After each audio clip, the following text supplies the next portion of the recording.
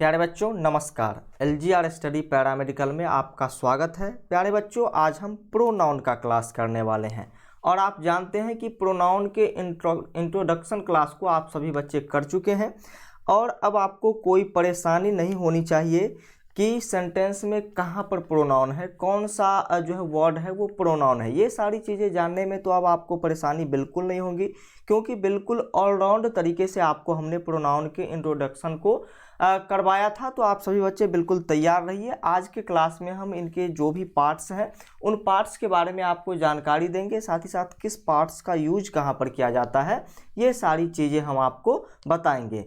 चलिए आइए हम स्टार्ट करते हैं क्लास को। और सबसे पहले आपको जो जानने की ज़रूरत है उसमें पर्सन जानने की ज़रूरत है। पर्सन क्या होती है भाई साहब, ये सबसे पहले आपको जाननी होगी प्यारे बच्चों। आइए सबसे पहले पर्सन के बारे में जानते हैं। बहुत सारे बच्चे जानते भी होंगे, उनको भी बोर होने की ज़रूरत नहीं है।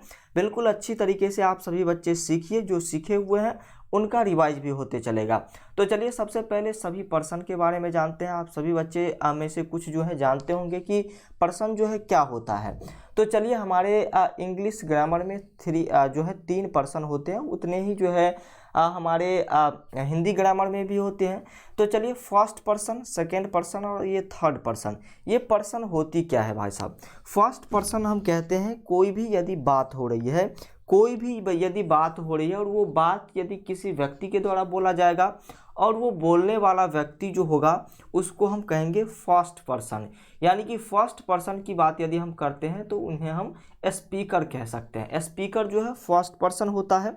वही बात को एक व्यक्ति सुनने वाला भी होगा और वो सुनने वाला व्यक्ति जो होगा वो होगा सेकेंड पर्सन, जिसे हम लिसनर के नाम से जानते हैं। किस नाम से जानते हैं भाई साहब, सेकेंड पर्सन को हम लिसनर कह सकते हैं, यानी कि सुनने वाला कह सकते हैं। तो कोई बात यदि हो रही है तो उसको किसी न किसी व्यक्ति के द्वारा बोला जा रहा है।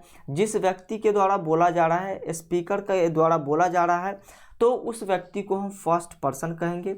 जिसके द्वारा वो चीज़ें सुनी जा रही है उसको हम सेकेंड पर्सन कहेंगे। और यदि बातें हो रही है तो किसी न किसी के बारे में बातें जरूर हो रही होगी, तो जिसके बारे में बातें हो रही है उसको हम क्या कहेंगे भाई साहब, उसको कहेंगे थर्ड पर्सन। जिसके बारे में बोला जा रहा हो, यानी कि जिसके बारे में बोला जा रहा हो उसे हम थर्ड पर्सन कहेंगे। अब आइए आई और वी जो है हमेशा फर्स्ट पर्सन में आता है, ये प्रोनाउन है। और उसके बाद यहाँ पर यू की बात यदि हम करते हैं, यू हमेशा सेकंड पर्सन होता है। और थर्ड पर्सन की यदि हम बात करते हैं, ही सी इट दे, ये सारे जो है सेकेंड पर्सन है आपके। लेकिन कुछ ग्रामेटिकल चीज़ें हैं जो आपको हम बताते हैं और ज़्यादा जानकारी हम पर्सन के बारे में यहाँ पर देने वाले हैं नहीं। और ज़्यादा क्या, सारी जानकारी अब आपको मिल गई होगी कि फर्स्ट पर्सन किसे कहते हैं, सेकेंड पर्सन किसे कहते हैं, थर्ड पर्सन किसे कहते हैं।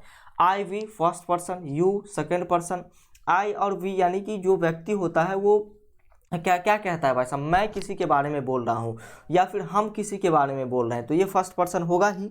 तो यहाँ पर फर्स्ट, सेकंड और थर्ड पर्सन के बारे में जो है कुछ और भी चीज़ें हैं, जो रूल्स हैं वो जानने की अब हम कोशिश करेंगे।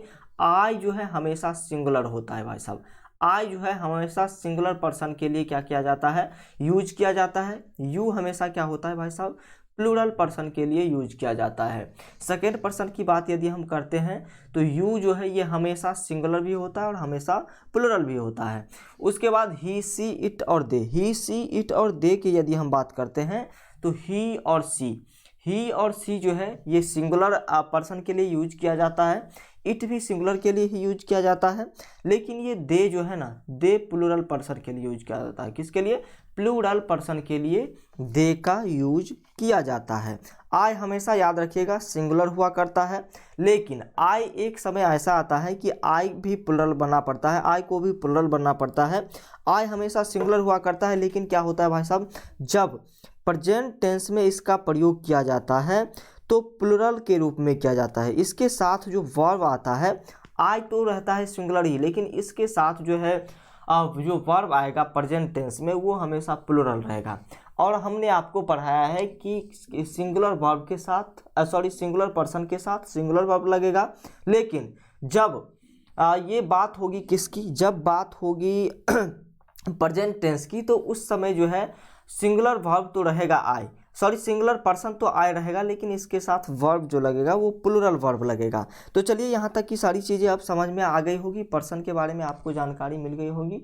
अब हम आगे बढ़ते हैं और आगे की चीज़ों को, ये जो है केस चार्ट है, केस चार्ट के बारे में हम आपको आगे बताएंगे, केस चार्ट के बारे में आगे हम आपको समझाएंगे। फिलहाल हम जो है आपका फर्स्ट फॉर्म जो था प्रोनाउन का, फर्स्ट जो प्रोनाउन था पर्सनल प्रोनाउन, उस पर अब हम चर्चा करेंगे कि आखिर पर्सनल प्रोनाउन होता क्या है, इसमें कौन कौन से वर्ड आते हैं, कहाँ कहाँ पर और किस तरीके से इसके यूज होते हैं।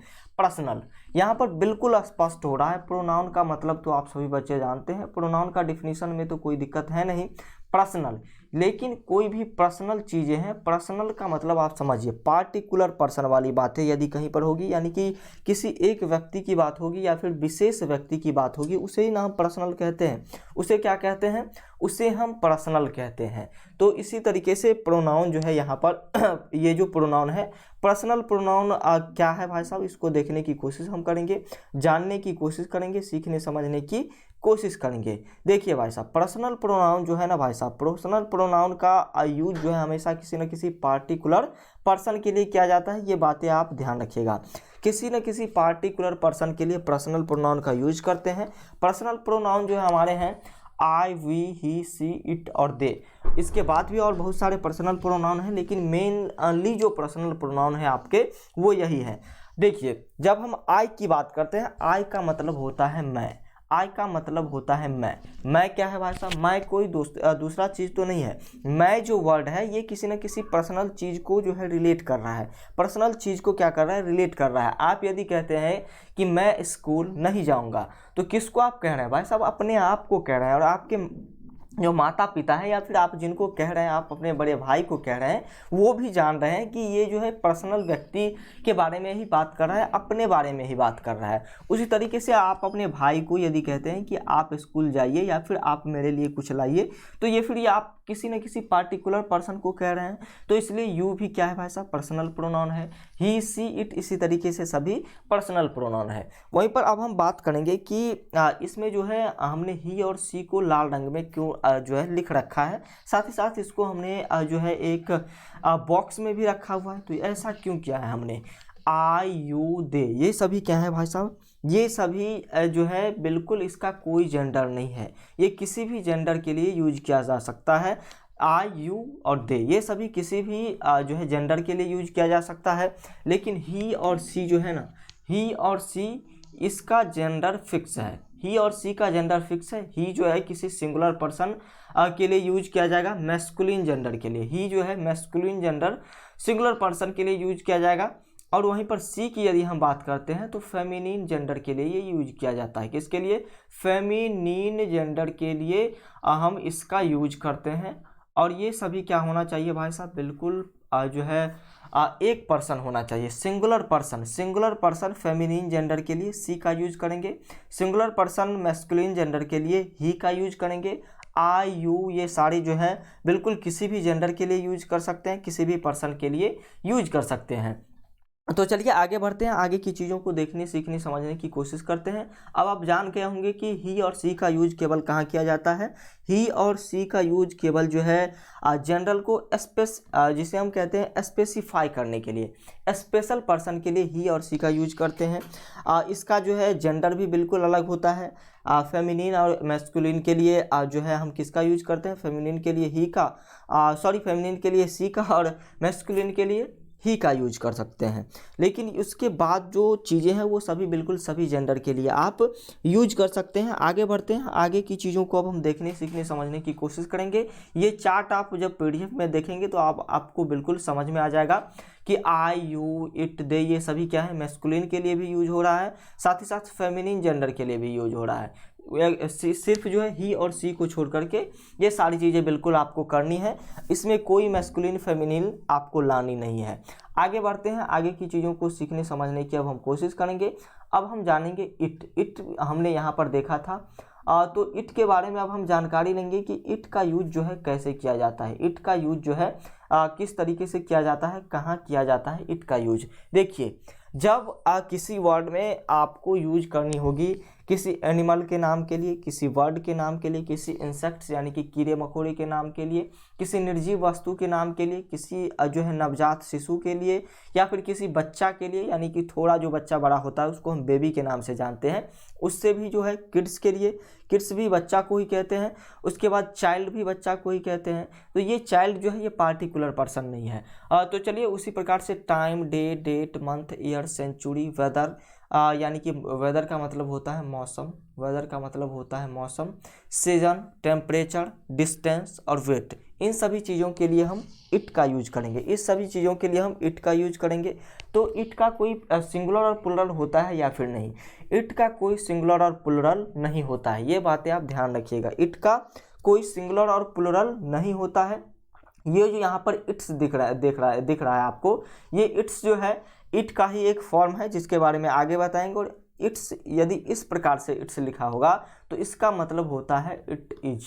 इसका मतलब क्या होता है? इसका मतलब होता है इट इज।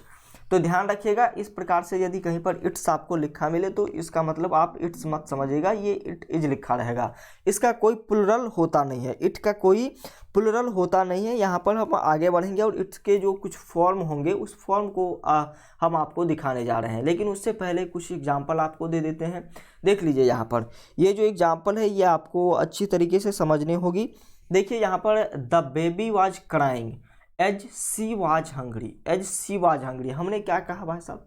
किसी भी बेबी के लिए या फिर जो नॉन लिविंग थिंग्स है, बर्ड्स है, इंसेक्ट्स है, बेबी है, इन्फेंट है, उसके बाद kid, child, time, day, date, month, year, century, weather, season, temperature, जो भी है, डिस्टेंस, इन सभी चीज़ों के लिए हम किसका यूज करते हैं? इट का यूज करते हैं। इस सभी चीज़ों के लिए हम इट का यूज करते हैं। तो चलिए यहाँ पर जो दिया गया है द बेबी, बेबी के लिए हम किसका यूज करेंगे? इट का यूज करेंगे। तो the baby was crying, baby क्या कर रहा है भाई साहब? चिल्ला रहा है। एज, एज जो है सेंटेंस को कनेक्ट करने का काम यहाँ पर कर रहा है। सी वाज हंग्री, यहाँ पर जो है ये सी किसके लिए लगा है? बेबी के लिए। और यहाँ पर जेंडर तो बिल्कुल जो है स्पष्ट है नहीं, तो सी यहाँ पर बिल्कुल नहीं लगेगा। सी यहाँ पर बिल्कुल नहीं लगेगा क्योंकि इसका ना जेंडर, बेबी का जो है कोई जेंडर स्पष्ट नहीं है। और बेबी के लिए हम यूज किसका करते हैं? इट का यूज करते हैं। अब ये सेंटेंस पूरा जो है करेक्ट हो गया। इसी प्रकार का जो है करेक्शन आपके सेंटेंस में होंगे आपके एग्जाम में। The baby was crying as it was hungry, ये सेंटेंस अब पूरा सही होगा। दूसरा नंबर देख लीजिए। दूसरा नंबर एग्जाम्पल है I like all dresses and purchased all of it. मैं क्या कर रहा हूँ भाई साहब? सभी ड्रेसेज पसंद कर रहा हूँ और सभी को खरीदना भी चाह रहा हूँ। तो चलिए यहाँ पर जो दूसरा सेंटेंस है इसमें देख लीजिए भाई साहब, आई लाइक ऑल ड्रेसेज। क्या है भाई साहब? ऑल ड्रेसेज क्या है? ऑल ड्रेसेज एक प्लुरल चीज़ें हैं। यहाँ पर क्या है भाई साहब? ऑल ड्रेसेज जो वर्ड है ये प्लुरल वर्ड है। And purchase all of it, and purchase all of it, यहाँ पर जो है इट नहीं लगेगा। यहाँ पर इट क्यों नहीं लगेगा? इट क्यों नहीं लगेगा? यहाँ पर लगेगा भाई साहब देम। यहाँ पर क्या लगेगा? यहाँ पर लगेगा देम। तो चलिए हम इट को काटते हैं और देम लगाते हैं। इट को काट करके हमने यहाँ पर क्या लगाया? देम लगाया। लेकिन अब आपके मन में तो कोई क्वेश्चंस होंगे, सर यहाँ पर जो है नॉन लिविंग थिंग्स क्या लिए या फिर जो भी चीज़ें हैं उसके लिए तो हमें इट का यूज करना है, लेकिन आपने देम का यूज क्यों किया? देम का यूज हमने इसलिए किया क्योंकि यहाँ पर जो है इट का जो पॉजेसिव केस होता है वो दे होता है, जो प्लुरल होता है वो दे होता है। और यहाँ पर इसलिए हमने देम लगाया क्योंकि प्रीपोजिशन के बाद हमने आपको बताया है कि हमेशा ऑब्जेक्ट आता है। किसी भी प्रीपोजिशन के बाद क्या है? यहाँ पर एंड जो है प्रीपोजिशन है। और इसके बाद क्या है भाई साहब? कोई भी ऑब्जेक्ट आएगा तो वो कैसा आएगा भाई साहब? कोई भी यदि वर्ड आता है तो वो ऑब्जेक्टिव केस में आना चाहिए। ऑब्जेक्टिव केस यहाँ पर इट का जो है ये देम है। इट का ऑब्जेक्टिव केस क्या होता है? इट का ऑब्जेक्टिव केस देम होता है। इसलिए हमने यहाँ पर जो है ऑब्जेक्ट बनाने के लिए हमने यहाँ पर देम का यूज किया। और ऑब्जेक्ट बनने का अधिकार किसको है? किसी न किसी नाउन और प्रोनाउन का है। तो यहाँ पर इसलिए हमने क्या किया भाई साहब? देम का यूज किया। तो याद रखिएगा किसी भी सेंटेंस में यदि सब्जेक्ट जो है क्या है भाई साहब? दे जो है सब्जेक्ट का काम नहीं करता। अब आप कहेंगे कि सर यहाँ पर आप दे भी लगा सकते थे, यहाँ पर आप दे भी लगा सकते थे, लेकिन हमें तो ऑब्जेक्ट यूज करना है। प्रीपोजिशन के बाद ऑब्जेक्ट यूज करना है। और इट का जो है ये दे वाला फॉर्म जो है ना ये सब्जेक्टिव केस है। इट का दे वाला फॉर्म जो है ये सब्जेक्टिव केस है। ऑब्जेक्टिव केस जो दे का होता है ये देम होता है, और इसलिए हमने यहाँ पर देम का यूज किया। चलिए आगे बढ़ते हैं। यहाँ पर प्लूरल सेंटेंस था, इसलिए हमें इट को न यूज करके दे का यूज करना था, लेकिन दे का यूज नहीं होता, क्योंकि क्या है भाई साहब, दे क्या है भाई साहब, दे जो है सब्जेक्ट के रूप में यूज होता है। तो दे का ऑब्जेक्टिव केस क्या होगा भाई साहब, इट का प्लूरल दे, इट का प्लूरल क्या होगा, दे होगा, और दे का यूज हम ऑब्जेक्टिव केस में नहीं कर सकते हैं, इसलिए हमने देम का यूज किया। ये सारी चीज़ें आपको ध्यान रखनी होगी। आगे बढ़ते हैं और आगे की चीज़ों को देखने, सीखने, समझने की कोशिश करते हैं। यहाँ पर एक चीज़ें आपको समझ में नहीं आई होगी, ये दे देम वाली चीज़ें आपको समझ में नहीं आई होगी, तो ये आप आगे समझ जाएंगे जब हम आपको केस चार्ट बताएंगे। तो इसके लिए आप सभी बच्चे टेंशन मत लीजिएगा, आगे बढ़िए, आगे की चीज़ों को देखने, सीखने, जानने की कोशिश कीजिए। आगे जो आपका सेंटेंस है ये क्या है भाई साहब, if in sentence possessive adjective plus noun, तो यहाँ पर नाउन रिपीट होगा, तो यहाँ पर अब पॉजेसिव एडजेक्टिव आ रहा है, तो इसके लिए तो आपको केस चार्ट पढ़नी होगी। तो आइए सबसे पहले हम केस चार्ट का डिस्कशन करते हैं। केस चार्ट को जैसे ही हम पढ़ लेंगे उसके बाद इन सभी चीज़ों को जानने की कोशिश करेंगे। आइए यहाँ पर जो है ये केस चार्ट दिया गया है, और इस सभी चीज़ों को आप सभी बच्चों को अच्छी तरीके से जाननी है। इस सभी चीज़ों को क्या करनी है भाई साहब, अच्छी तरीके से जाननी है। आप पर्सन पढ़ चुके हैं, आप क्या कर चुके हैं, पर्सन को जो है पढ़ चुके हैं। और फर्स्ट पर्सन क्या होता है भाई साहब, आई और वी ये हमेशा क्या होता है, ये हमेशा फर्स्ट पर्सन होता है। क्या होता है, ये हमेशा फर्स्ट पर्सन होता है, याद रखिएगा। उसके बाद यू, और यू जो है क्या है भाई साहब, यू सेकेंड पर्सन, यू क्या है भाई साहब, यू सेकेंड पर्सन है। पहले पर्सन को देखिए, पहले हम सभी पर्सन को क्लियरफाई कर लेते हैं, उसके बाद हम आपको आगे की चीज़ें पढ़ाएंगे। और ही, सी, दे और ये इट, ही, सी, दे और ये इट जो है इसको हम क्या कहते हैं, इसको हम कहते हैं थर्ड पर्सन। इसको क्या कहते हैं, इसको हम कहते हैं थर्ड पर्सन। तो चलिए पर्सन तो यहाँ पर क्लियर हो गया कि कौन सा जो है आई वी फर्स्ट पर्सन होता है, ये हमने आपको पहले ही बताया। यू सेकेंड पर्सन होता है, जिसके बारे में कुछ बोला जाए या फिर जिसको कुछ कहा जाए, जिसे हम लिसनर कहते हैं। उसके बाद ही, सी और इट, जिसके बारे में कुछ कहा जाए, इसे हम थर्ड पर्सन कहते हैं। तो चलिए आगे बढ़ते हैं, अब हम इस चार्ट को समझने की कोशिश करते हैं। आई वी का जो ऑब्जेक्टिव केस होगा ये क्या होगा, आई का ऑब्जेक्टिव केस होगा मी, आई का ऑब्जेक्टिव केस मी होगा। तो चलिए इसके पहले हम इसको, ये जो प्रोनाउन के केस हैं इसको हम 4 पार्ट में डिवाइड कर देते हैं। अब किसी भी प्रोनाउन का जो चार्ट होता है, जो केस होता है, वो 4 केस में डिवाइड किया जाता है।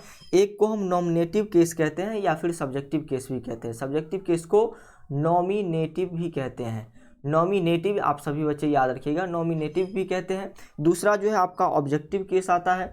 उसके बाद पॉजेसिव केस और रिफ्लेक्सिव केस। पॉजेसिव केस को 2 भागों में बांटा जाता है, एक एडजेक्टिव केस और दूसरा जो है यहाँ पर जो है आपका जो हो जाता है उसे हम प्रोनाउन के नाम से जानते हैं। तो आगे बढ़ते हैं, आगे की चीज़ों को अब जानने की कोशिश करेंगे।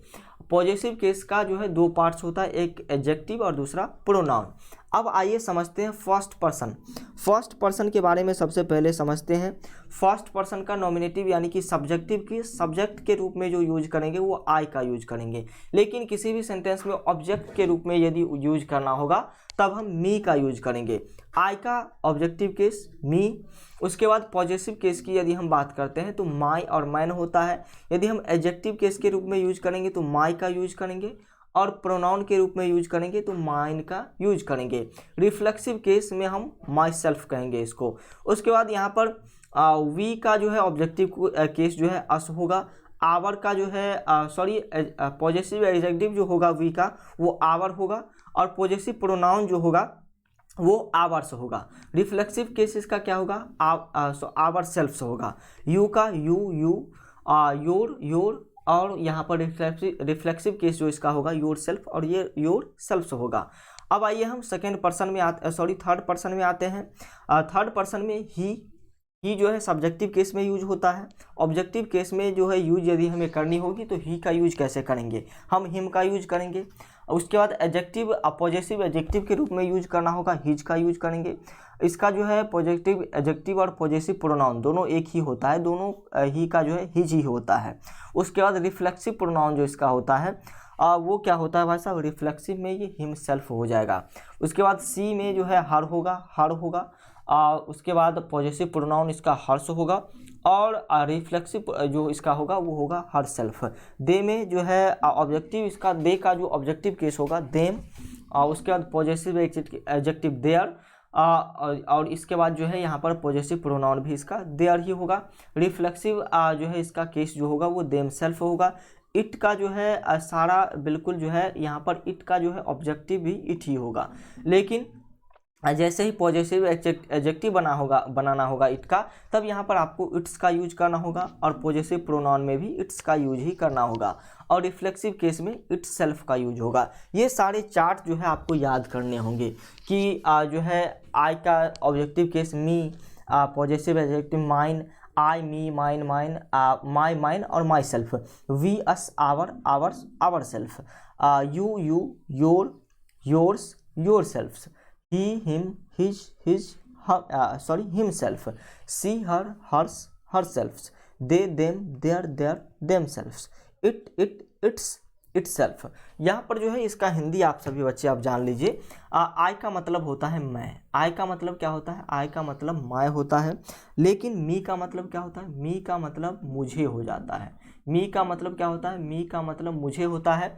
आशा करते हैं आप सभी बच्चे यदि इस चार्ट को नहीं समझे होंगे तो बिल्कुल आपके लिए जो है कमेंट सेक्शन में खुला हुआ है, तो वहाँ पर आप सभी बच्चे एक बार डाल दीजिएगा कि सर अच्छी तरीके से जो है इसको हम समझ नहीं पाए हैं। तो हम बिल्कुल इसके लिए जो है 1 घंटा का लगभग एक वीडियो बनेगा, तो उस क्लास को हम बिल्कुल कंप्लीट करेंगे। तो फिलहाल आप सभी बच्चे इस सभी केस को इसी तरीके से जानिए, क्योंकि हम प्रोनाउन पढ़ रहे हैं और केस चार्ट आप सभी बच्चे नहीं जान रहे हैं, तो यहाँ सिर्फ इसको आपको याद करनी है। बिल्कुल डिटेल्स में यदि केस चार्ट आपको जाननी होगी तो इसके लिए हम स्पेशली एक वीडियो बनाएंगे जिसमें अच्छी तरीके से आपको बताया जाएगा। तो चलिए आगे बढ़ते हैं। अब हम आगे की चीज़ों को देखने, सीखने, समझने की कोशिश करेंगे। यहाँ पर हम थे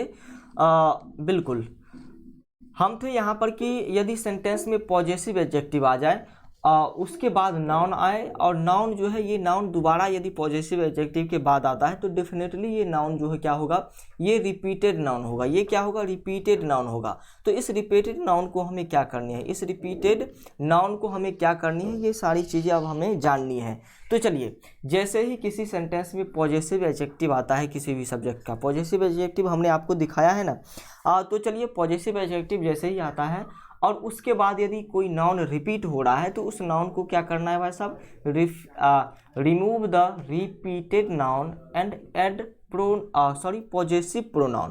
क्या करनी है भाई साहब, वो जो दोबारा रिपीट हो रहा होगा नाउन, उस नाउन को हटा करके और वहाँ पर पॉजेसिव प्रोनाउन का यूज आपको करनी है। एग्जाम्पल में देखिए, they are doing their work and I am doing my work. क्या कह रहा है भाई साहब, देखिए यहाँ पर जो है they are doing their work, वो अपना काम जो है कर रहा है, and I am doing my work, and I am doing my work, I am doing my work. यहाँ पर माई वर्क को आप देखिए, माई वर्क आपका जो है ये नाउन है और ये रिपीट हो रहा है। माई वर्क क्या है, माई वर्क नाउन है और ये रिपीट हो रहा है। माई वर्क नाउन है और ये रिपीट हो रहा है, तो इसको हमें क्या करना है भाई साहब, इसको तो हमें रिमूव करनी है ना। रिमूव करके आपको लगाना क्या है, रिमूव करके लगाना है हमें पॉजेसिव प्रोनाउन, पॉजेसिव प्रोनाउन लगाना है। They are doing their work and I am doing my work. इस माई वर्क को हमें क्लियर कर देना है, इस माई वर्क को हमें हटा देनी है। इस माई वर्क के बदले हमें लगाना होगा, सिर्फ माइन लगाना होगा। देखिए माइन लगाने से क्या हुआ भाई साहब, सेंटेंस जो है बिल्कुल अच्छा बन गया, और साथ ही साथ ये जो रिपीट हो रहा था प्रोनाउन में, आपको हमने पहले ही बताया है कि प्रोनाउन जो है नाउन को रिप्लेस करने का काम करता है। खास करके जहाँ पर जो है नाउन रिपीट होती है उसको रिप्लेस करने का काम करता है। और यहाँ पर जैसे ही इस सेंटेंस में आया, क्या आया भाई साहब, पॉजेसिव एडजेक्टिव आया, और पॉजेसिव एडजेक्टिव के बाद यदि कोई नाउन आ रहा है, इस नाउन को रिप्लेस करके हमें पॉजेसिव प्रोनाउन लगाना होगा। और इस आई का पॉजेसिव प्रोनाउन, माई का पॉजेसिव प्रोनाउन क्या होता है भाई साहब, माई का पॉजेसिव प्रोनाउन होता है माइन। और यहाँ पर माइन जैसे ही आप लगाएंगे ये सेंटेंस बिल्कुल क्लियर हो जाएगा। दूसरा सेंटेंस देखिए, Neha is washing his clothes and Sachin is washing her clothes. देखिए यहाँ पर नॉन रिपीट हो रहा है और ये अच्छा नहीं लग रहा है। तो Neha is washing his clothes, यहाँ तक तो बिल्कुल सही है।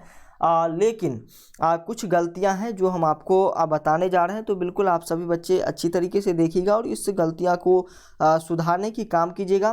क्या कह रहा है भाई साहब, यहाँ पर कह रहा है हिज वर्क। सबसे पहले ये सेंटेंस तो यहाँ गलत है। नेहा क्या है भाई साहब, नेहा एक फीमेल है और इसके लिए हम हिज का यूज नहीं कर सकते, यहाँ पर हम हर का यूज करेंगे। अब हम आगे बढ़ते हैं। Her clothes and Sachin is washing her, यहाँ पर क्या होगा, यहाँ पर होगा हिज, यहाँ पर हर नहीं होगा, यहाँ पर हिज होगा। देखिए यहाँ पर डिफ़िकल्टी कहाँ पर है। इसी तरीके से डॉट आपके जो है एग्ज़ाम में भी इसी तरीके के करेक्शन रहेंगे और आपको सही करनी होगी। वॉशिंग हर क्लॉथ्स, तो यहाँ पर हर क्लॉथ्स और तो बिल्कुल नहीं होगा। तो ये सारे सेंटेंस तो गलत थे। लेकिन यहाँ पर हर भी आपको नहीं लगाना है। ये हर क्लॉथ्स या फिर हिज क्लॉथ्स दोनों को आपको काट देना है। और इसका पॉजिटिव एडजेक्टिव क्या होगा, हिज का पॉजिटिव एडजेक्टिव क्या होगा, एक बार देखिए। हिज का पॉजिटिव एडजेक्टिव हमने आपको बताया है क्या होगा। तो चलिए, हिज का जो है पॉजिटिव एडजेक्टिव होता है हिमसेल्फ। हिज का पॉजिटिव एडजेक्टिव होता है हिमसेल्फ। तो यहाँ पर क्या होगा, Neha washing her clothes and Sachin is washing her self, यानी कि नेहा जो है अपना क्लॉथ्स साफ कर रही है, कपड़ा साफ कर रही है और सचिन अपना कर रहा है। इसी तरीके से सेंटेंस बनेगा। आगे बढ़ते हैं और आगे की चीज़ों को देखने, सीखने, समझने की कोशिश करते हैं। यहाँ पर अगर सेंटेंस में लेट आ जाए, उसके बाद let, like, but, except, between, then, any, ये कोई भी यदि प्रीपोजिशन आ जाता है, सेंटेंस में कोई भी प्रीपोजिशन आता है, प्रीपोजिशन के बाद यदि कोई प्रोनाउन आता है, प्रीपोजिशन के बाद यदि कोई प्रोनाउन आता है, तो इस प्रोनाउन के बदले जो है इसका ऑब्जेक्टिव केस यूज होगा। ऑब्जेक्टिव केस यूज होगा। आपको जो है वो केस चार्ट याद करनी होगी, इसके बाद ही आप समझ पाएंगे कि जो है यहाँ पर देख लीजिए, हमने आपको बताया कि कोई भी प्रीपोजिशन आ रहा है और उसके बाद यदि कोई प्रोनाउन आ रहा है, तो उस प्रोनाउन के बदले हम उस प्रोनाउन का क्या करेंगे, ऑब्जेक्टिव केस का यूज करेंगे।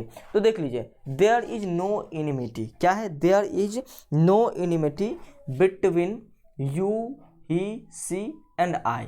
देख लीजिए, बिटवीन क्या है भाई साहब, बिटवीन एक जो है प्रीपोजिशन है, इसके बाद जो है प्रोनाउन क्या आ रहा है, प्रोनाउन जो है यू आ रहा है, ही आ रहा है, सी आ रहा है और एंड आई आ रहा है। ये सभी क्या है, प्रोनाउन है। तो इस सभी प्रोनाउन के ऑब्जेक्टिव केस क्या होंगे, उस तरीके से हमको इसको कवर करना है। तो यू का ऑब्जेक्टिव केस तो यू ही होगा। पहले इसको हम घेर देते हैं, इस सभी को घेर देते हैं। यहाँ पर बिटवीन, यू तो वैसे का वैसे ही रहेगा। ही का हो जाएगा ऑब्जेक्टिव केस हिम, ही का ऑब्जेक्टिव केस हिम होगा। उसके बाद सी का क्या हो जाएगा, सी का ऑब्जेक्टिव केस हर होगा। और आई का ऑब्जेक्टिव केस एंड के बाद लगेगा मी, एंड के बाद क्या लगेगा, एंड के बाद मी लगेगा। इस तरीके से आपको चेंज करनी है। कोई प्रीपोजिशन यदि सेंटेंस में आता है और उस प्रीपोजिशन के बाद यदि कोई प्रोनाउन है, तो उस प्रोनाउन का यूज जो है सब्जेक्टिव केस में ना करके हमें उसका ऑब्जेक्टिव केस लिखना है। अब ये सेंटेंस पूरा करेक्ट हो गया। There is no enmity between you, him, her and me. हमारे उसके और उसके बीच जो है कोई एनिमिटी नहीं है, यानी कि कोई दुश्मनी नहीं है। अगला सेंटेंस देखिए और इस सेंटेंस को आप सभी बच्चे भी बनाने की कोशिश कीजिएगा।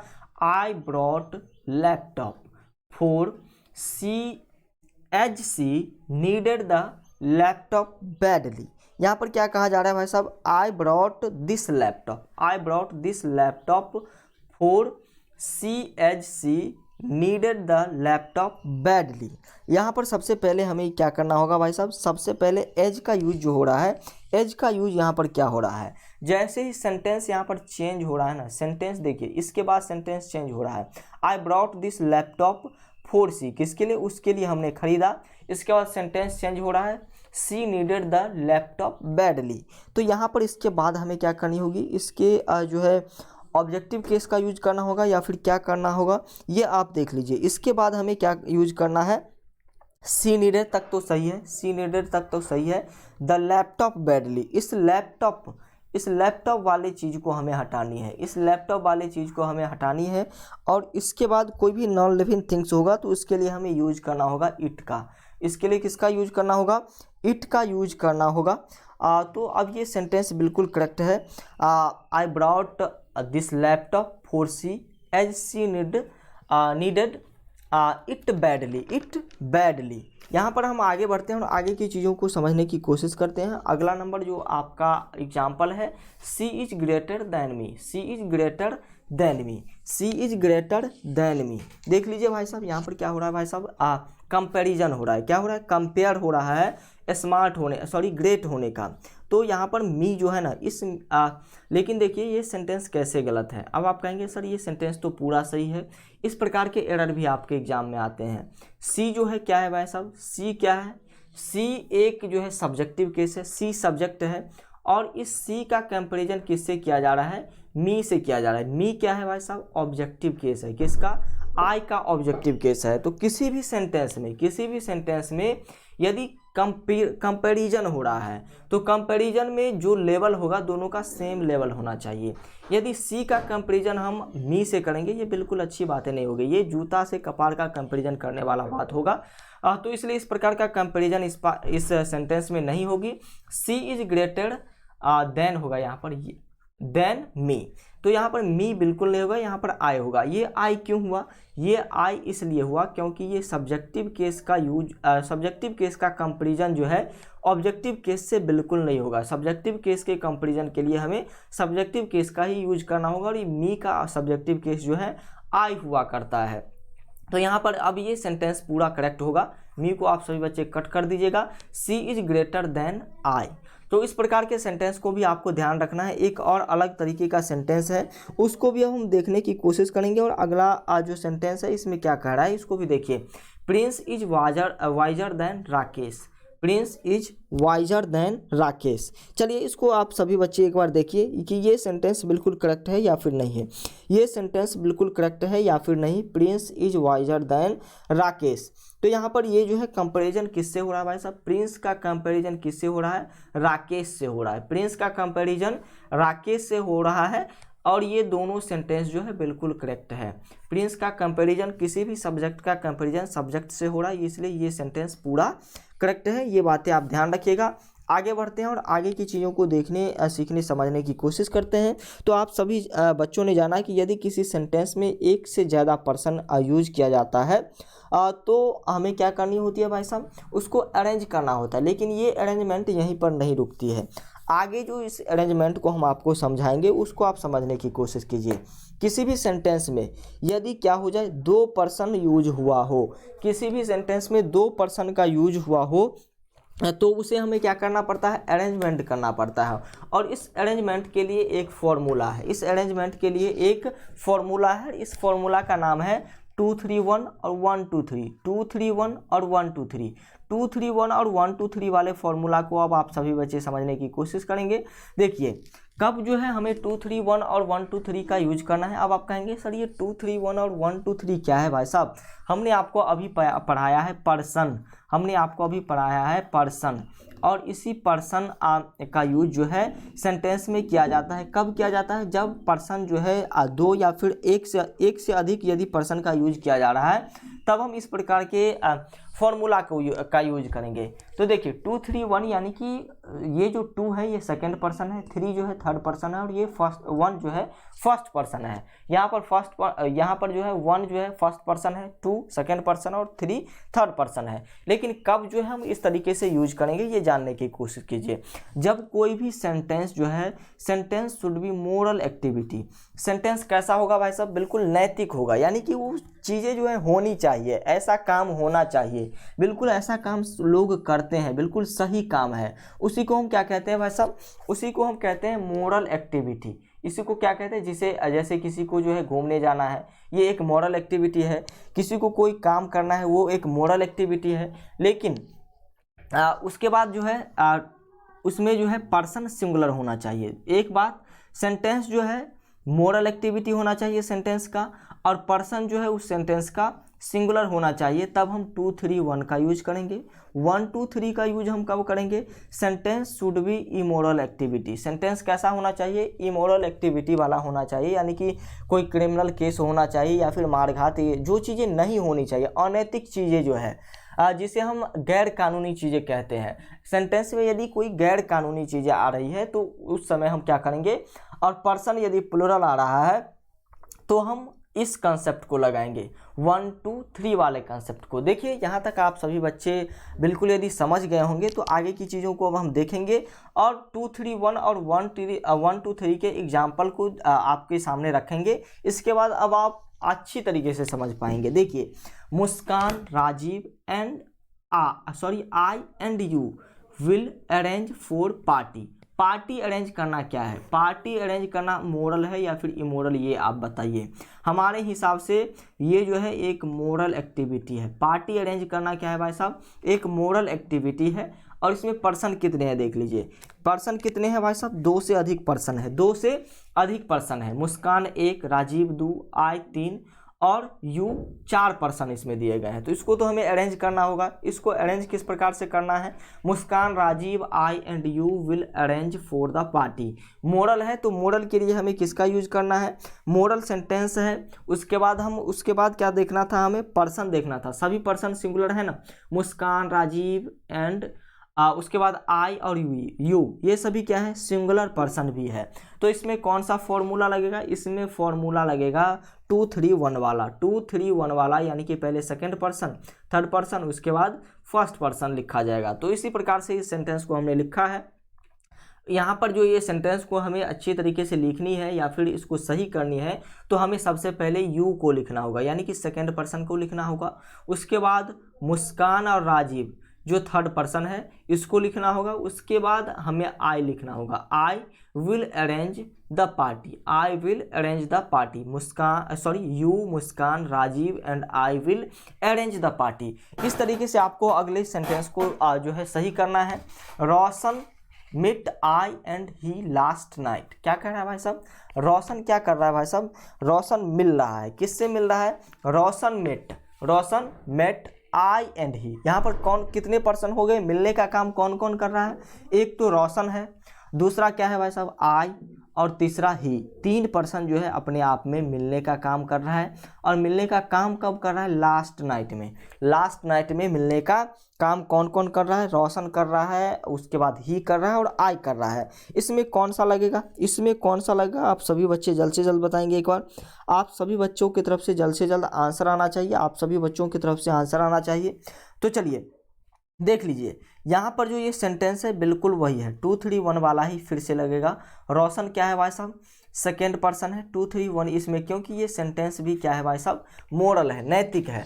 तो रोशन ये बिल्कुल सही है। रोशन मेट, रोशन कौन मिला? रोशन मिला किससे मिला? रोशन किससे मिला? रोशन मिला आई, मुझसे मिला।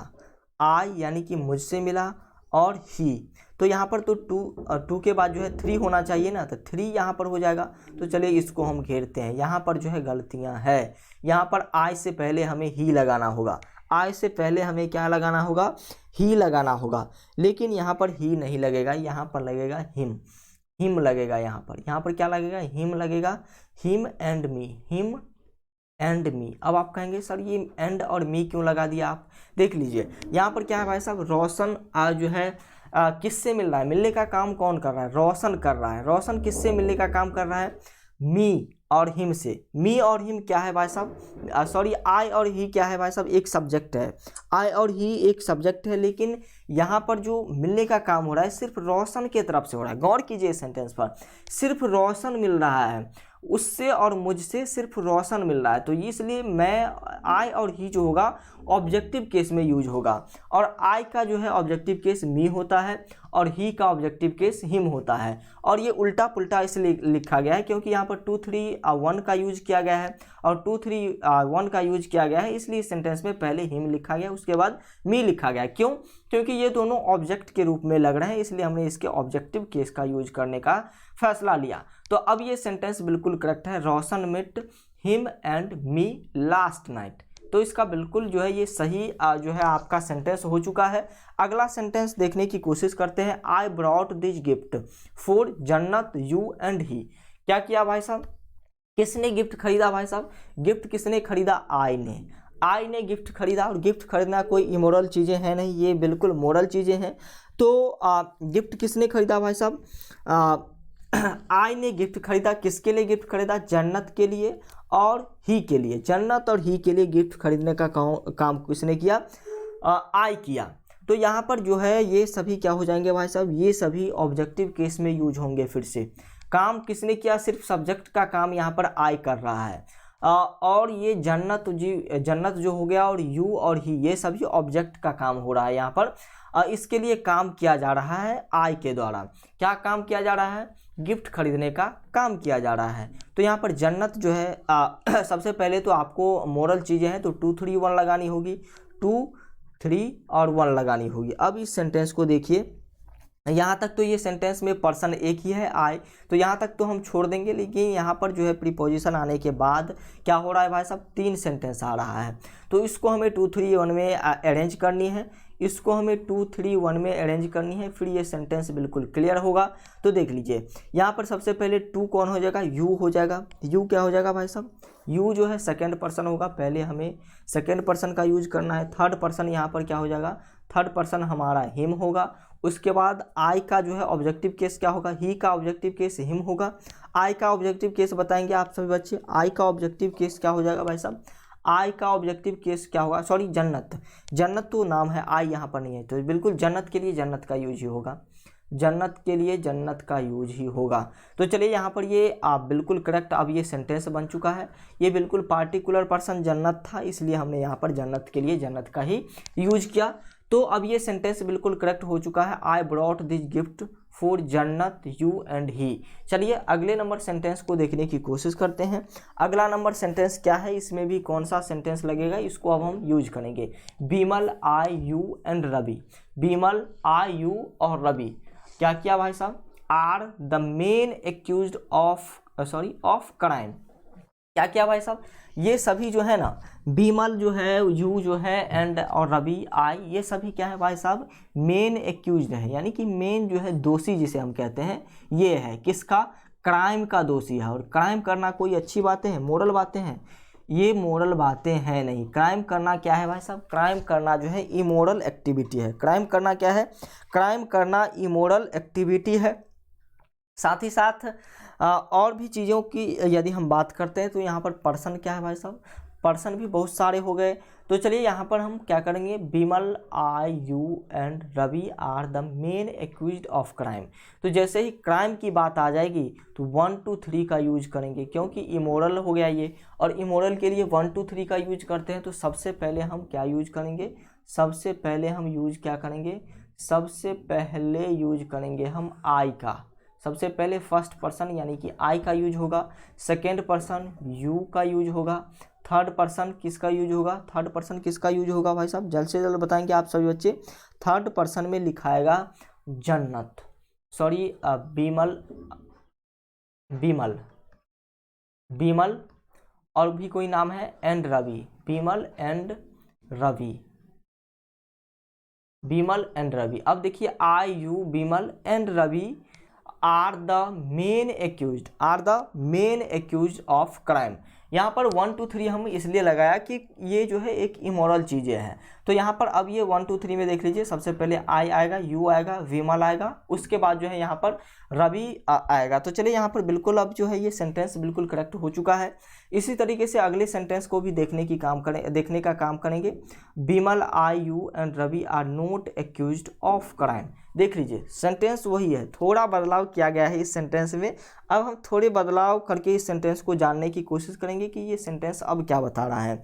Bimal, I, you and Ravi are not accused. Are not accused को देखिए आप, आर नॉट एक्यूज्ड यानी कि दोषी नहीं है, इस क्राइम में दोषी नहीं है। क्राइम में दोषी नहीं है तो ये कोई अनैतिक चीज़ें नहीं है, इमोरल चीज़ें नहीं है, ये मोरल चीज़ें हैं। और जैसे ही मोरल चीज़ें हैं तो इसके लिए हमें किसका यूज करना होगा? साथ ही साथ सभी पर्सन भी सिंगुलर हैं, तो मोरल चीज़ें हैं, तो इसके लिए हम 2 3 1 का यूज करेंगे।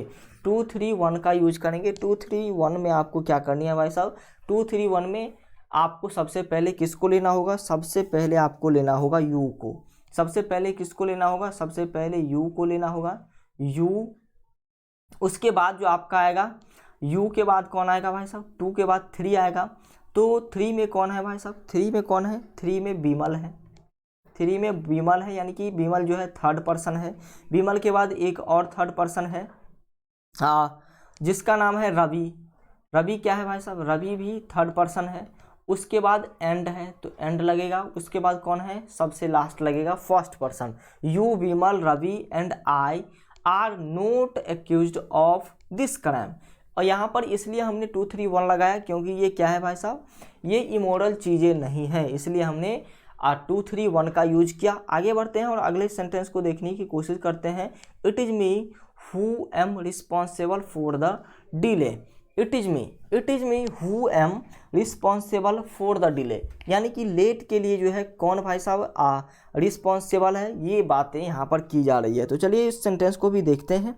इट जो है बिल्कुल सही है, it is me who, am यहाँ पर नहीं होगा, हु यहाँ पर जो है हु के बाद जो यहाँ पर एम लगा हुआ है एम जी बिल्कुल, एम बिल्कुल होगा। It is me who am responsible for the delay. यहाँ पर इट इज़ मी जो यूज किया गया है, ये मी के जगह पर आई का यूज होगा, क्योंकि यहाँ पर सब्जेक्ट के रूप में आई का यूज हो रहा है। तो it is I who am responsible for the delay. वो मैं ही हूँ जो रिस्पॉन्सिबिलिटी लेता हूँ, किसका, लेट होने का रिस्पॉन्सिबिलिटी लेता हूँ। देखिए इस सेंटेंस में इट आया हुआ है, और किसी भी सेंटेंस में यदि इट आए, इट के बाद बी आया और कोई उसके बाद प्रोनाउन आए, तो उसमें आपको क्या करना होगा भाई साहब, जो भी केसेज होंगे उसके सब्जेक्टिव केस का यूज करना होगा, उसके सब्जेक्टिव प्रोनाउन का यूज करना होगा। ये जो है पॉजेसिव ऑब्जेक्टिव प्रोनाउन का यूज यहाँ पर नहीं होगा, और इसलिए हमने आई का यूज किया, क्योंकि सब्जेक्टिव केस का यूज करना होगा। यहाँ पर जो है फॉर्मूला बन रहा है it plus B plus pronoun, इसलिए हमने आई का यूज किया। तो याद रखिएगा, जब किसी सेंटेंस में it plus B plus pronoun आए तो प्रोनाउन हमेशा सब्जेक्टिव केस में यूज होगा। ये प्रोनाउन जो है हमेशा किस केस में यूज होगा, ये प्रोनाउन हमेशा सब्जेक्टिव केस में यूज होगा। ये सारी बातें आपको ध्यान रखनी होगी। चलिए फिर अगला जो सेंटेंस है उसी प्रकार का सेंटेंस है। It was him who were scolding Ravi. यहाँ पर देख लीजिए, यहाँ पर हिम का यूज किया गया है, और हिम का यूज किया गया है, लेकिन इसके पहले क्या है, इट है। इसके पहले इट है, उसके बाद जो है यहाँ पर वाज है, और इसके बाद हिम का यूज बिल्कुल नहीं होगा। इट वाज हिम नहीं होगा, इट वाज यहाँ पर हो जाएगा ही। सब्जेक्टिव केस का यूज हमें करना होगा, तब जाकर के ये सेंटेंस सही होगा।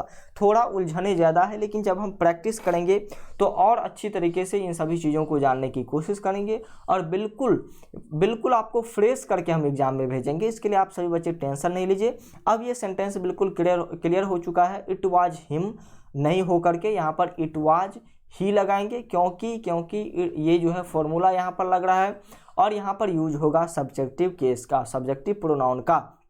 तो it was he who were scolding Ravi. यहाँ तक आप सभी बच्चे यदि समझे तो आगे बढ़ते हैं। आगे भी सेंटेंस इसी टाइप का है, और अगला जो सेंटेंस है ये कह रहा है it is me has to face the music. Face the music का मतलब क्या होता है, फेस द म्यूजिक का मतलब होता है किसी भी रिजल्ट को आप यदि फेस करते हैं ना, किसी भी रिजल्ट को फेस करते हैं, उसी को हम फेस द म्यूजिक के नाम से जानते हैं। तो चलिए ये फेस द म्यूजिक का जो मीनिंग हो जाएगा वो क्या होगा भाई साहब, ये होगा to face result. To face result, किसी भी रिजल्ट को यदि हम फेस करते हैं, सामना करते हैं उसका, तो उस सेंटेंस को हम इस तरीके से लिखते हैं फेस द म्यूजिक। यहाँ पर कोई म्यूजिक वाली बातें हैं नहीं। तो it has me has to face the music.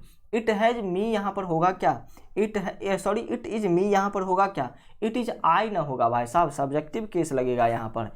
It is I has to face the music. मैं वही हूँ जो क्या किया भाई साहब, फेस किया, एक रिजल्ट को फेस किया, यानी कि उसका सामना किया। फेस करने का मतलब सामना किया। उसके बाद अगला सेंटेंस देखिए, इसको भी आपको ठीक करनी है। अगला नंबर सेंटेंस क्या है, इसको आप देखने की कोशिश कीजिए। It was me who has done this smart piece of work. Smart piece of work, it was I होगा यहाँ पर क्या हो जाएगा, इट वाज आई का यूज यहाँ पर किया जाएगा। उसके बाद जैसे ही यहाँ पर आई लगाएंगे तो आई के साथ हैव का भी यूज होगा। आई के साथ हैव का यूज किया जाएगा, सिंगुलर वर्ब का यूज किया जाएगा। तो it was I who have done this smart piece of work. अब ये सेंटेंस बिल्कुल सही हो चुका है। अगले सेंटेंस को देखने की कोशिश करेंगे। इट इज मोहित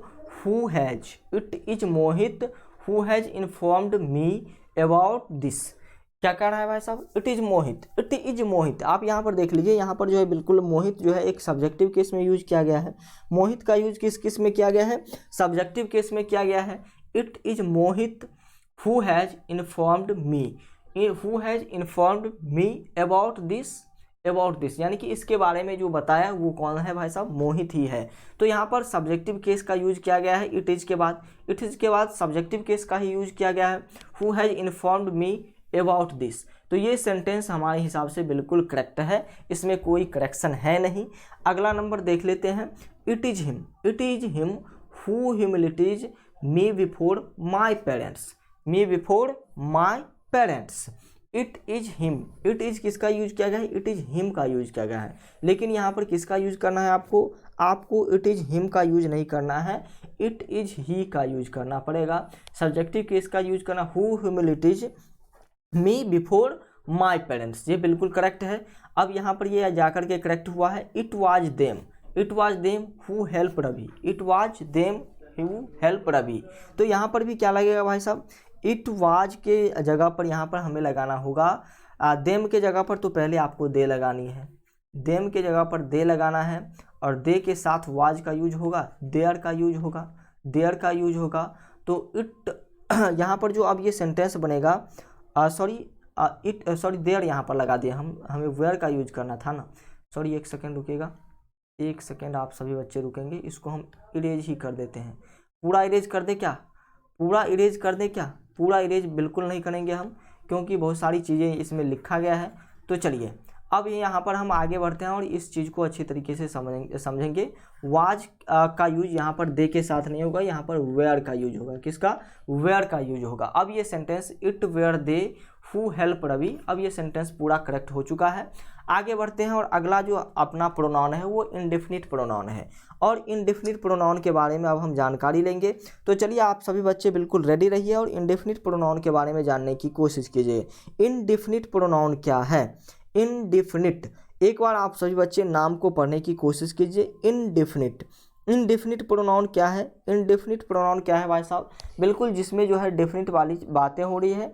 तो किसी भी यदि हम इंडेफिनिट प्रोनाउन की बात करते हैं तो यहाँ पर पर्सन की बात हो रही है, किसी भी पर्सन की बात हो रही है, लेकिन वो पर्सन निश्चित नहीं है। वो पर्सन क्या है भाई साहब? पर्सन की तो बात हो रही है, किसी न किसी वस्तु की तो बात होगी, लेकिन जनरल वे में होगी। किसी भी प्रोनाउन ये जो है क्या करता है भाई साहब? रेफर करता है। जनरल मोड में लाने का काम कौन करता है? इंडेफिनिट प्रोनाउन करता है। किसी भी सब्जेक्ट को, किसी भी प्रोनाउन को जनरल मोड में ला करके खड़ा कर देता है। जैसे हम कहेंगे कि समवन नॉक द गेट, किसी ने हमारे दरवाजा को क्या किया भाई साहब? नॉक किया, यानी कि ठकठकाया जिसे हम कहते हैं। तो समवन, इस यहाँ पर कोई जो है प्रोनाउन जो है बिल्कुल निश्चित नहीं है कि कौन है, कोई एक है। कोई क्या है? एक है जिसने क्या किया भाई साहब? Knock the door. तो यहाँ पर बिल्कुल जो है समवन या फिर no one, anyone, everyone, somebody, nobody, anybody, everybody, something, nothing, anything, everything, ये सभी क्या है भाई साहब? इंडेफिनिट प्रोनाउन है जिसका कोई डेफिनेटली पता नहीं रहता है। ऐसे प्रोनाउन के लिए हम इस इंडेफिनिट प्रोनाउन का यूज करते हैं। इंडेफिनिट प्रोनाउन को हम अच्छी तरीके से समझेंगे। यहाँ पर आप देख रहे हैं someone, no one, anyone, everyone, somebody, nobody, anybody, everybody, इस सब का यूज जो है लिविंग थिंग्स के लिए किया जाता है। इस सब का यूज किसके लिए किया जाता है? इन सभी का यूज जो है लिविंग थिंग्स के लिए किया जाता है। समथिंग, नथिंग, एनीथिंग, एवरीथिंग, इसका यूज जो है नॉन लिविंग थिंग्स के लिए किया जाता है। कहाँ कहाँ कैसे यूज किया जाता है ये भी हम जानने की कोशिश करेंगे। फिलहाल इतना ही जानिए। अब आगे बढ़िए।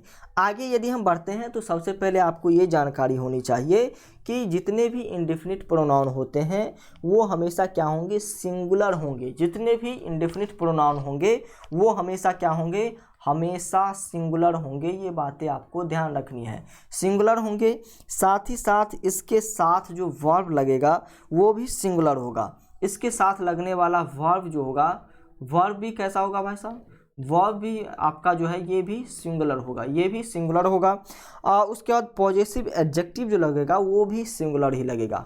पॉजेसिव एडजेक्टिव जो लगेगा, पॉजेसिव एडजेक्टिव, पॉजेसिव एडजेक्टिव, ये भी कैसा लगेगा भाई साहब, ये भी सिंगुलर ही लगेगा।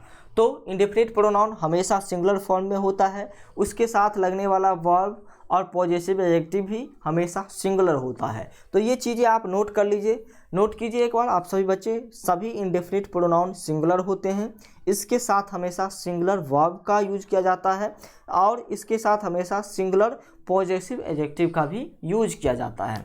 आइए आगे अब बढ़ते हैं और इस चीज़ को अच्छी तरीके से जानने की कोशिश करते हैं। आइए सभी चीज़ को हम अच्छी तरीके से अब जानने की कोशिश करेंगे, लेकिन उससे पहले यहाँ पर इसके हिंदी मीनिंग को जान लीजिए। सम वन का मतलब होता है कोई एक, नो वन का मतलब कोई नहीं। नो वन का मतलब क्या होता है, नो वन का मतलब कोई नहीं, सम वन का मतलब कोई एक, नो वन का मतलब कोई नहीं, एनी वन का मतलब कोई एक, एनी वन का मतलब कोई एक, एवरी वन का मतलब एवरी वन का मतलब सभी में से जो है एक की बातें यहाँ पर हो रही है। Somebody, anybody, nobody, everybody, something, nothing, anything, everything, इन सभी को हम अब एग्जाम्पल के तौर पर जानने की कोशिश करेंगे। Everybody in my office are honest and do their work honestly, are honest and do their work honestly, इसको हम रिपीट कर रहे हैं। अब इसमें आप करेक्शन खोजिए। एवरीबडी का मतलब होता है सभी, एवरीबडी का मतलब क्या होता है, सभी। सभी जो है मेरे ऑफिस में क्या है भाई साहब, ऑनेस्ट हैं और डू देयर वर्क ऑनेस्टली, और अपना काम जो है बिल्कुल ऑनेस्टली यानी कि ईमानदारी के साथ करते हैं। तो हमने आपको बताया था कि ये जो प्रोनाउन है भाई साहब इंडेफिनिट प्रोनाउन, इंडेफिनिट प्रोनाउन के साथ हमेशा पॉजेसिव एडजेक्टिव जो होगा वो यूज होगा सिंगुलर, और वर्ब भी हमेशा क्या होगा, सिंगुलर जो है होगा। तो यहाँ पर देख लीजिए, everybody in my office, are यहाँ पर यूज नहीं होगा, यहाँ पर यूज किया जाएगा, यहाँ पर किसका यूज किया जाएगा, इज का यूज किया जाएगा। किसका यूज किया जाएगा, इज का यूज किया जाएगा। Everybody in my office is honest and do, do देख लीजिए भाई साहब, डू क्या होता है, डू तो हमारा प्लुरल होता है ना, तो डज का यूज करेंगे, डज सिंगुलर फॉर्म में होता है। डज, देयर, देयर भी प्लुरल है, देयर के लिए हमें क्या यूज करना होगा, हिज का यूज करना होगा। अब ये सेंटेंस बिल्कुल करेक्ट और अच्छा बना। Everybody in my office is honest and does his work honestly. अगले सेंटेंस को देखते हैं। Everyone is busy doing their work, everywhere everyone is busy, everyone is busy and doing their work, and doing their work. Is तो यहाँ पर सही है, लेकिन लेकिन लेकिन लेकिन यहाँ पर क्या है भाई साहब, देयर वर्क, देयर वर्क को समझिए आप सभी बच्चे। देयर जो है यहाँ पर क्या है भाई साहब, देयर क्या है एक बार बताएंगे आप सभी बच्चे, देयर क्या है एक बार बताएंगे, जल्द से जल्द आप सभी बच्चे बताएंगे देयर क्या है भाई साहब, देयर क्या है। आप सभी बच्चों की तरफ से आंसर आनी चाहिए। तो जी बिल्कुल, आप सभी बच्चे बिल्कुल अच्छे हैं और आप सभी बच्चे जो है आंसर कर रहे हैं। देयर क्या है भाई साहब, देयर एक पॉजेसिव एडजेक्टिव है, देयर एक पॉजेसिव एडजेक्टिव है। और यहाँ पर हमें किस तरीके का यूज करना है भाई साहब, हमें यूज करना है हमेशा पॉजेसिव एडजेक्टिव जो है हमेशा सिंगुलर होना चाहिए, और यहाँ पर इसके लिए हमें हिज का यूज करना होगा। किसका, हिज का यूज करना होगा, यानी कि ऑब्जेक्टिव केस में जो है हमेशा सिंगुलर चीज़ें यूज करनी है, तो यहाँ पर हम हिज का यूज करेंगे। आगे बढ़ते हैं। आगे देयर जो है ये दे का पॉजेसिव एडजेक्टिव है, और आपको पता है कि दे क्या है भाई साहब, दे एक प्लुरल है, तो यहाँ पर हिज का यूज करेंगे। Everyone is busy doing his work, somebody have forgot their wallet, somebody, somebody यानी कि सभी में से कोई एक ही भूला है ना, समबडी में से कोई एक ही क्या किया है भाई साहब, अपना वॉलेट भूला है। Somebody have forgot their wallet, तो सभी में से एक ही है, तो इसके लिए देयर का यूज नहीं होगा, इसके लिए यूज होगा किसका, समबडी। सबसे पहले तो यहाँ पर देयर के लिए यूज किसका होगा, देयर के लिए हिज का, क्योंकि कोई एक ही व्यक्ति जो है अपना वॉलेट भूला है। अब देखिए सेंटेंस सही हो गया क्या, बिल्कुल नहीं सही हुआ है। यहाँ पर समबडी के बाद हैव का यूज नहीं होगा, यहाँ पर हमने आपको पहले ही बताया कि वर्ब हमेशा सिंगुलर होगा, इसलिए हिज का हैज का यूज होगा। Somebody has forget his wallet. चलिए अगला नंबर जो है no one, no one are performing their duty, कोई जो है ड्यूटी में परफॉर्म नहीं कर रहा है, अपनी ड्यूटी में कोई परफॉर्म नहीं कर रहा है, तो इसके लिए क्या यूज करना होगा, no one, no one, are का यूज बिल्कुल नहीं होगा, इज का यूज होगा, परफॉर्मिंग देयर का यूज बिल्कुल नहीं होगा, हिज का यूज होगा। तो देखिए no one is performing his duty, तो चलिए यहाँ पर अब ये सेंटेंस बिल्कुल करेक्ट हो चुका है। तो आप अब समझ गए होंगे कि इंडेफिनिट प्रोनाउन में हमेशा जो है सिंगुलर पॉजेसिव एडजेक्टिव का यूज किया जाएगा और हमेशा सिंगुलर वर्ब का भी यूज किया जाएगा। पॉजेसिव एडजेक्टिव हमेशा सिंगुलर और वर्ब भी हमेशा सिंगुलर। तो यहाँ तक की सारी चीज़ें अब आपको समझ में आई होंगी। आगे बढ़ते हैं और आगे के सेंटेंस को देखने की कोशिश करते हैं। अब एक अगला लफड़ा आ रहा है। ये लफड़ा क्या है भाई साहब? ये लफड़ा है वन वाला लफड़ा है। और वन का एक अलग ही फॉर्म होता है। वन का क्या होता है? वन का खुद का फॉर्म होता है। वन का क्या होता है? खुद का फॉर्म होता है। वन का सब्जेक्टिव केस जो होता है वो वन होता है। इसका जो है पॉजेसिव केस होगा वो वंस होगा और रिफ्लेक्सिव केस जो होगा वो वन सेल्फ होगा। तो आपके एग्जाम में इस तरीके के यदि क्वेश्चन आते हैं तो फिर आपको कंप्लीट करनी होगी, इसको क्या करनी होगी? कंप्लीट करनी होगी। तो चलिए एक एक एग्जाम्पल को देखने की कोशिश करते हैं और इसको सही करने की कोशिश करते हैं। ये भी जो है इंडेफिनिट प्रोनाउन का ही हिस्सा है, तो इसलिए सभी जो चीज़ें लगेगी वो वही लगेगा। तो one should respect his countryman, one should respect his countryman. तो हमने आपको बताया कि पॉजेसिव एडजेक्टिव का यूज करना है और यहाँ पर तो बिल्कुल पॉजेसिव एडजेक्टिव है। पॉजेसिव एडजेक्टिव है तो ये क्या सही है? जी बिल्कुल नहीं है। वन का पॉजेसिव एडजेक्टिव क्या है ये आपको लगानी होगी। वन का पॉजेसिव एडजेक्टिव क्या हो जाएगा भाई साहब? वन का पॉजेसिव केस क्या होगा? वन का पॉजेसिव केस होगा, यहाँ पर देख लीजिए, वंस। तो यहाँ पर वंस आपको लगानी होगी। ये सारे लफड़े हैं जो आपको क्लियर करनी होगी। ये हिज लगा कर के भी आप गलत कर देंगे। तो अब ये सेंटेंस बिल्कुल करेक्ट हो रहा है। जनरल सेंस में जो है वन का यूज सभी के लिए किया जा सकता है। जैसे यहाँ पर one should respect one's countryman, यानी कि क्या करना चाहिए भाई साहब? सभी को अपने कंट्री मैन का जो है रिस्पेक्ट करना चाहिए, आदर करनी चाहिए। One should respect one's countryman यहाँ पर होगा क्योंकि वन का अपना ही फॉर्म सभी है। तो और इंडेफिनिट प्रोनाउन में हमें क्या करनी पड़ती है? पॉजेसिव जो केस होती है वो हमेशा जो है किस प्रकार का होगा भाई साहब?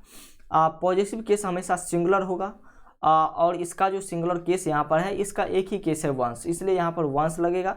तो चलिए आगे बढ़ते हैं। One of them has forget to take one's admit card. अब आप कहेंगे कि ये तो सारे के सारे सही है। वन ऑफ देम हैज भी सही है, यानी कि वर्ब भी जो है सिंगुलर है। Forgot to take one's admit card. अब आप कहेंगे सभी सही है, लेकिन सभी सही नहीं है। इस प्रकार के भी सेंटेंस आपके एग्जाम में आएंगे। वन ऑफ देम की बात हो रही है, वन ऑफ देम की बात हो रही है, यानी कि बहुत सारे हैं और उस देम में से एक की बात हो रही है। वन ऑफ देम की बात हो रही है। यहाँ पर इस सेंटेंस को आप समझने की कोशिश कीजिए। और जनरल सेंस में जो है इसका यूज किया गया है। यहाँ पर वन का यूज जो किया गया है ना, ये किसी एक के लिए किया गया है, लेकिन उसमें बहुत सारे हैं। तो यहाँ पर इस सेंटेंस को किस तरीके से बनाएंगे, इस सेंटेंस को देखने की कोशिश कीजिए। One of them has forgot take one's. यहाँ पर जो है वन सिर्फ नहीं है, वन ऑफ देम ये पूरा सेंटेंस है, पूरा सेंटेंस वन ऑफ देम है। और यानी कि देम में से, यानी कि सभी में से एक की बात हो रही है। समझिए इसको, यहाँ पर वन की चीज़ें नहीं है, यहाँ पर ये देम में से एक की बात हो रही है। और इसलिए यहाँ पर देम के अकॉर्डिंग हम चलेंगे और देम के अकॉर्डिंग जैसे ही चलेंगे तो यहाँ पर वंस नहीं लगेगा, यहाँ पर लगेगा हिज। यहाँ पर क्या लगेगा? यहाँ पर लगेगा हिज। समझे? तो अब ये सेंटेंस कंप्लीट हुआ। देखिए कितना बड़ा बड़ा करेक्शन है। One of them has forget to take his admit card यहाँ पर होगा। तो चलिए आगे बढ़ते हैं। अगला नंबर जो है आपका जो सेंटेंस है उसको भी हम सही करने की कोशिश करेंगे। One should always do his work, one should always do his work. यहाँ पर इसको आप समझने की कोशिश कीजिए। यहाँ पर जो है सभी के बारे में बात हो रही है। यहाँ पर जनरल सेंस में वन का यूज हो रहा है, जनरल सेंस में यूज हो रहा है, यानी कि सभी को करनी चाहिए, एक एक व्यक्ति को। और यहाँ पर जो है सभी में से एक की बात हो रही थी, इसलिए हमने यहाँ पर इसको चेंज किया। और यहाँ पर जो है ये जनरल सेंस के लिए इस वन का यूज किया गया है। और जनरल सेंस के लिए जैसे ही यूज किया गया है तो वन का सभी फॉर्म लगेगा। तो इसका एडजेक्टिव क्या हो जाएगा भाई साहब? इसका पॉजेसिव क्या हो जाएगा? पॉजेसिव केस इसका हो जाएगा वंस, इसका पॉजेसिव केस होगा वंस। अब ये सेंटेंस सही हुआ, one should always do one's work. चलिए यहाँ तक की सारी चीज़ें कंप्लीट हो चुकी है। अब हम अगला जो आपका प्रोनाउन है उसको देखने की कोशिश करेंगे। अगला कौन सा प्रोनाउन होगा ये आप सभी बच्चे आपको पता नहीं है तो देख लीजिए, डिमॉन्स्ट्रेटिव प्रोनाउन। डिमॉन्स्ट्रेटिव प्रोनाउन के बारे में अब हम जानेंगे। डिमॉन्स्ट्रेटिव प्रोनाउन क्या होता है इसके बारे में हम जानकारी लेंगे। डिमॉन्स्ट्रेटिव प्रोनाउन जो है ये इसकी डिफिनेशन की यदि हम बात करते हैं तो this pronoun points the object to which it refers. यानी कि क्या करता है भाई साहब, प्रोनाउन के पॉइंट्स को जो है ऑब्जेक्ट के रूप में रेफर करने का काम कौन करता है, डिमॉन्स्ट्रेटिव प्रोनाउन करता है। तो चलिए प्रोनाउन में जो है कैसे पॉइंट को जो है ऑब्जेक्ट के रूप में रेफर करेंगे वो तो जब हम एग्जांपल देखेंगे तब जानेंगे। लेकिन डिमॉन्स्ट्रेटिव प्रोनाउन जो है ये 4 जो है आपके डिमॉन्स्ट्रेटिव प्रोनाउन है। सबसे पहले इसको समझने की कोशिश कीजिए, इसके बाद हम आपको समझाएंगे कि डिमॉन्स्ट्रेटिव प्रोनाउन का यूज कैसे किया जाता है। देखिए दिस, दैट, दिस, दोज ये सभी आपके डिमॉन्स्ट्रेटिव प्रोनाउन हैं और दिस और दैट जो है हमेशा सिंगुलर फॉर्म में यूज किया जाता है। किसमें, सिंगुलर फॉर्म में यूज किया जाता है। और ये दिस दोज जो है हमेशा प्लूरल फॉर्म में यूज किया जाता है। तो सिंगुलर फॉर्म में दिस दैट का यूज करेंगे, प्लूरल फॉर्म में दिस दोज का यूज करेंगे। किसी नज़दीक की चीज़ों को यदि हमें जाननी होगी, उसको डिफाइन करना होगा तो हम दिस दैट का यूज करेंगे। किसी दूर की चीज़ों को डिफाइन करना होगा तो दिस और दोज का प्रयोग करेंगे। यहाँ तक आप सभी बच्चे समझे। लेकिन अब इसका प्रयोग किसके लिए किया जाता है, तो दिस दैट ये जो आपके डिमॉन्स्ट्रेटिव प्रोनाउन है 4, इसका यूज किया जाता है एनिमल के लिए, बर्ड के लिए और कीड़े मकोड़े के लिए। नॉन लिविंग थिंग्स के लिए भी इसका यूज किया जाता है और पर्सन के लिए भी यूज किया जाता है। लेकिन पर्सन के लिए कब यूज किया जाएगा, जब पर्सन का इंट्रोडक्शन बताना होगा। जब पर्सन का इंट्रोडक्शन बताना होगा तब हम डिमॉन्स्ट्रेटिव प्रोनाउन का यूज करेंगे, खास करके थर्ड पर्सन के इंट्रोडक्शन को बताने के लिए। खास करके थर्ड पर्सन के इंट्रोडक्शन को यदि आपको बतानी होगी तब हम डिमॉन्स्ट्रेटिव प्रोनाउन यानी कि दिस, दैट, दिस और दोज का यूज करेंगे। कैसे कैसे करेंगे आइए अब एग्जाम्पल के तौर पर समझते हैं। एग्जाम्पल आपका सभी जो है यहाँ पर दिया गया है। आइए एक एग्जाम्पल को अच्छी तरीके से समझेंगे। The street of Mumbai are wider than Delhi. क्या है भाई साहब, मुंबई का स्ट्रीट क्या है भाई साहब, चौड़ी है। कहाँ के, दिल्ली से। तो यहाँ पर सबसे पहले तो वाइडर देन दिल्ली, सबसे पहले दिल्ली से तो नहीं होगी, यहाँ की सड़क से न चौड़ी होगी। तो इस सेंटेंस को आप समझने की कोशिश कीजिए। The street of Mumbai, the street of Mumbai are, क्या करना है भाई साहब, आर वाइडर देन दिल्ली। हमने आपको बताया था डिस्ट्रीब्यूटिव प्रोनाउन के बारे में। डिस्ट्रीब्यूटिव प्रोनाउन के बारे में हमने आपको बताया था कि ये रेफर करता है। डिस्ट्रीब्यूटिव प्रोनाउन क्या करता है भाई साहब, रेफर करता है। क्या रेफर करता है ये अब आप समझेंगे।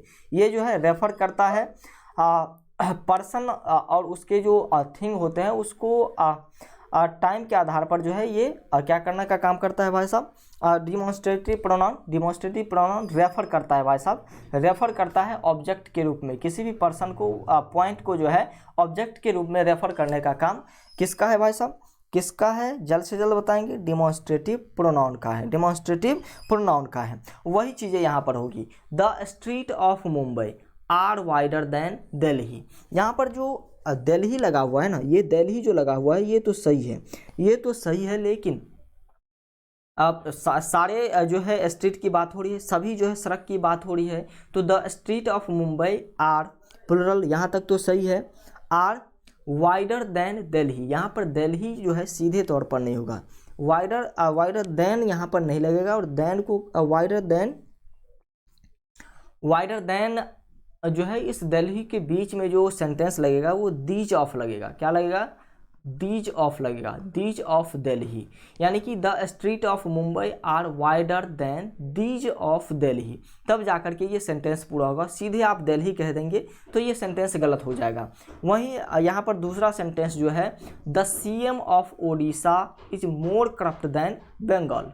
सीएम क्या है भाई साहब, ओडिशा के सीएम। कहाँ के, the CM of Odisha, Odisha के सीएम मोर करप्ट यानी कि अधिक जो है करप्ट हैं देन बंगाल के सीएम से।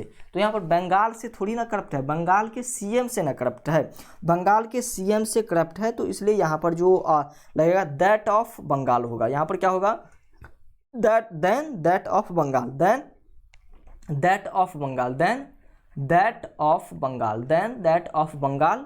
तो अब ये सेंटेंस पूरा सही होगा। The CM of Odisha is more corrupt than that of Bengal. क्या कर रहा है वैसे, रेफर कर रहा है, इसको ऑब्जेक्टिव केस के रूप में रेफर करने का काम कौन कर रहा है, डिमॉन्स्ट्रेटिव प्रोनाउन कर रहा है। The student of Bihar are more intelligent than Punjab.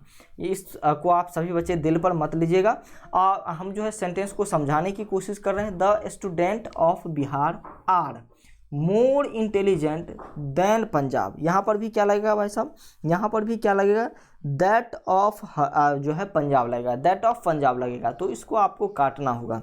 यहाँ पर जो आपने लगाया है the student of Bihar are more intelligent than Punjab, यहाँ पर देन सिर्फ नहीं लगेगा, यहाँ पर देन के साथ क्या लगेगा, that, than that of Punjab, that of Punjab.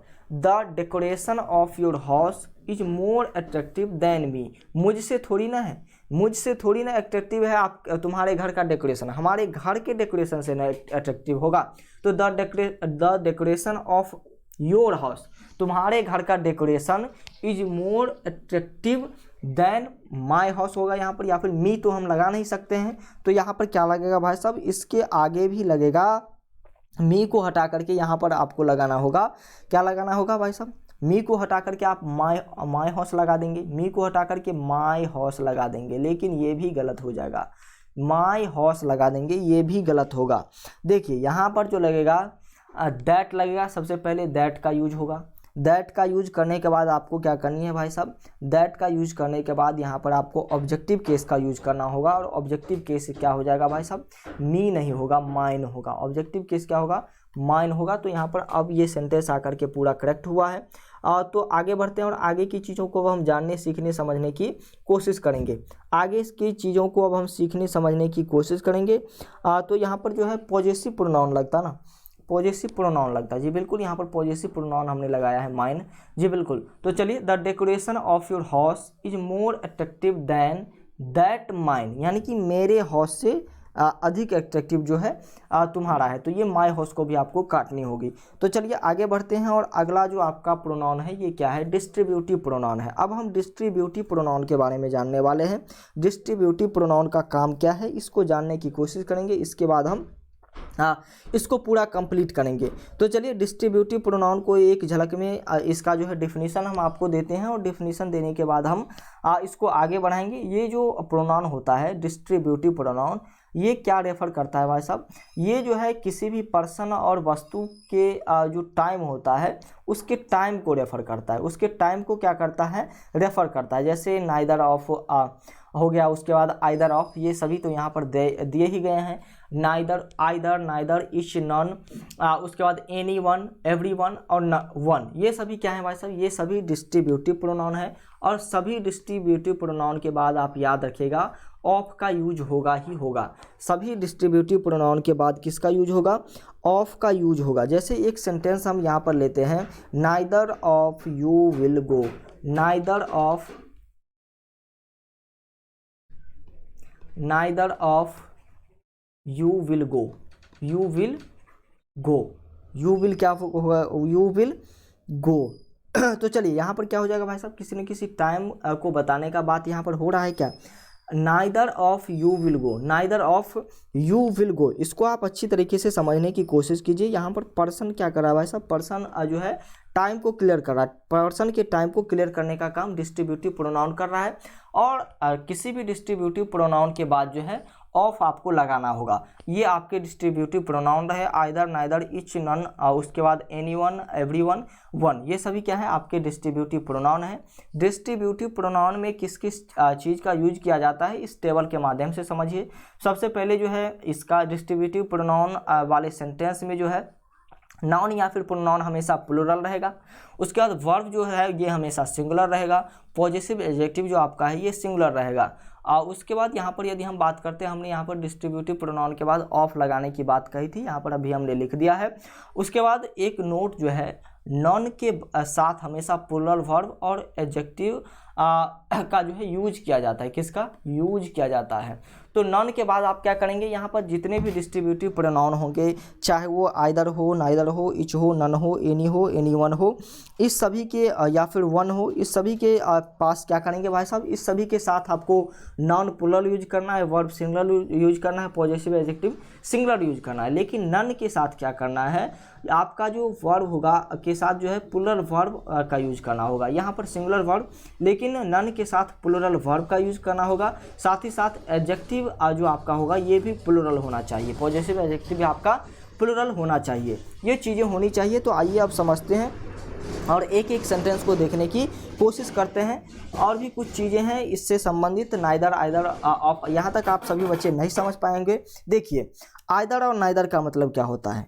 Either और नाइदर का यूज किसके लिए किया जाता है, ये समझिए। सबसे पहले आइदर और नाइदर का यूज किया जाता है दो व्यक्ति के लिए, दो पर्सन के लिए हम आइदर और नाइदर का यूज कर सकते हैं। और इसमें आइदर का यूज किसके लिए करेंगे, one of the two.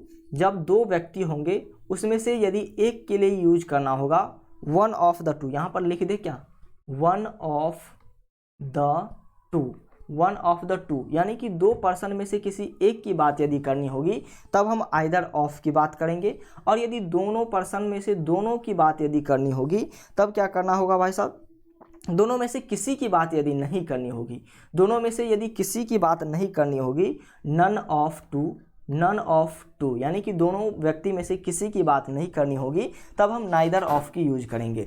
Either of, दो व्यक्ति में से, दो पर्सन में से किसी एक का बात यदि आप करेंगे तो आइदर ऑफ का यूज करके करेंगे। और दोनों पर्सन में से किसी का यूज आपको नहीं करनी है, किसी के बारे में आपको बातें नहीं करनी है, तो यहाँ पर आपको नाइदर ऑफ का यूज करना होगा। उसके बाद अब हम समझते हैं इच के बारे में।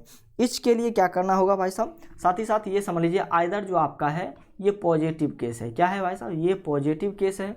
और ये नाइदर जो है ये निगेटिव केस है। ये क्या है भाई साहब, ये निगेटिव केस है। ये बातें आप ध्यान रखिए। उसके बाद इच के बारे में समझते हैं। इच का क्या काम है भाई साहब, इच का क्या काम है, इच का यूज किस प्रकार से करेंगे। इच का यूज जो करेंगे हमेशा दो पर्सन के लिए करेंगे, हमेशा दो पर्सन के लिए करेंगे। और दो से अधिक पर्सन भी होगा फिर भी हम इच का यूज करेंगे। और इच हमेशा किस में होगा भाई साहब, हमेशा पॉजिटिव केस में होगा। हमेशा किस केस में होगा, पॉजिटिव केस में इच जो है होगा। उसके बाद यहाँ पर हम बात करते हैं नो, एनी, एवरीवन, एवरीवन और एनीवन के बारे में।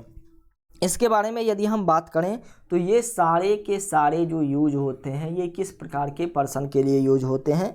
तो दो से अधिक पर्सन की बात यदि होगी, दो से अधिक पर्सन की यदि बात होगी और ख़ास करके ये सभी जो है निगेटिव में होगा। ये सभी सिर्फ एवरीवन को छोड़ करके, एवरीवन जो है ये पॉजिटिव केस में यूज होगा। बाकी ये सभी जो है नन जो है ये निगेटिव केस में यूज होगा। एनीवन या फिर एवरीवन की यदि हम बात करते हैं तो ये भी पॉजिटिव केस में यूज होगा। एनीवन, एवरीवन पॉजिटिव केस में यूज होगा। उसके बाद वन की यदि हम बात करेंगे तो वन के बारे में आगे हम आपको बताएंगे। वन का अपना जो है एक सारा चीज़ है, ये तो आप सभी बच्चे जान चुके होंगे। तो यहाँ पर आइदर और नाइदर का यूज क्यों करेंगे, आइदर और नाइदर का यूज करेंगे दो व्यक्ति की बात यदि होगी, दो पर्सन की बात होगी, दोनों में से एक पर्सन की बात यदि होगी तो आइदर का यूज करेंगे, दोनों में से किसी की बातें नहीं करनी होगी तो नाइदर का यूज करेंगे। इच का यूज हम करेंगे पॉजिटिव केस में, दो या फिर दो से अधिक पर्सन के लिए करेंगे। नन का यूज किसके लिए करेंगे, निगेटिव केस में करेंगे, दो से अधिक पर्सन के लिए करेंगे। एनी और एनी वन का दो से अधिक, एवरीवन का दो से अधिक, वन का दो से अधिक। पॉजिटिव निगेटिव सब हमने लिख दिया है। आगे बढ़ते हैं और आगे की चीज़ों को समझने की अब हम कोशिश करेंगे। अगला जो आपका एग्जाम्पल है, इस एग्जाम्पल को जानने की कोशिश कीजिए। अब इस एग्जाम्पल को जानने की कोशिश कीजिए। ये सारी चीज़ें तो अब आप समझ गए होंगे।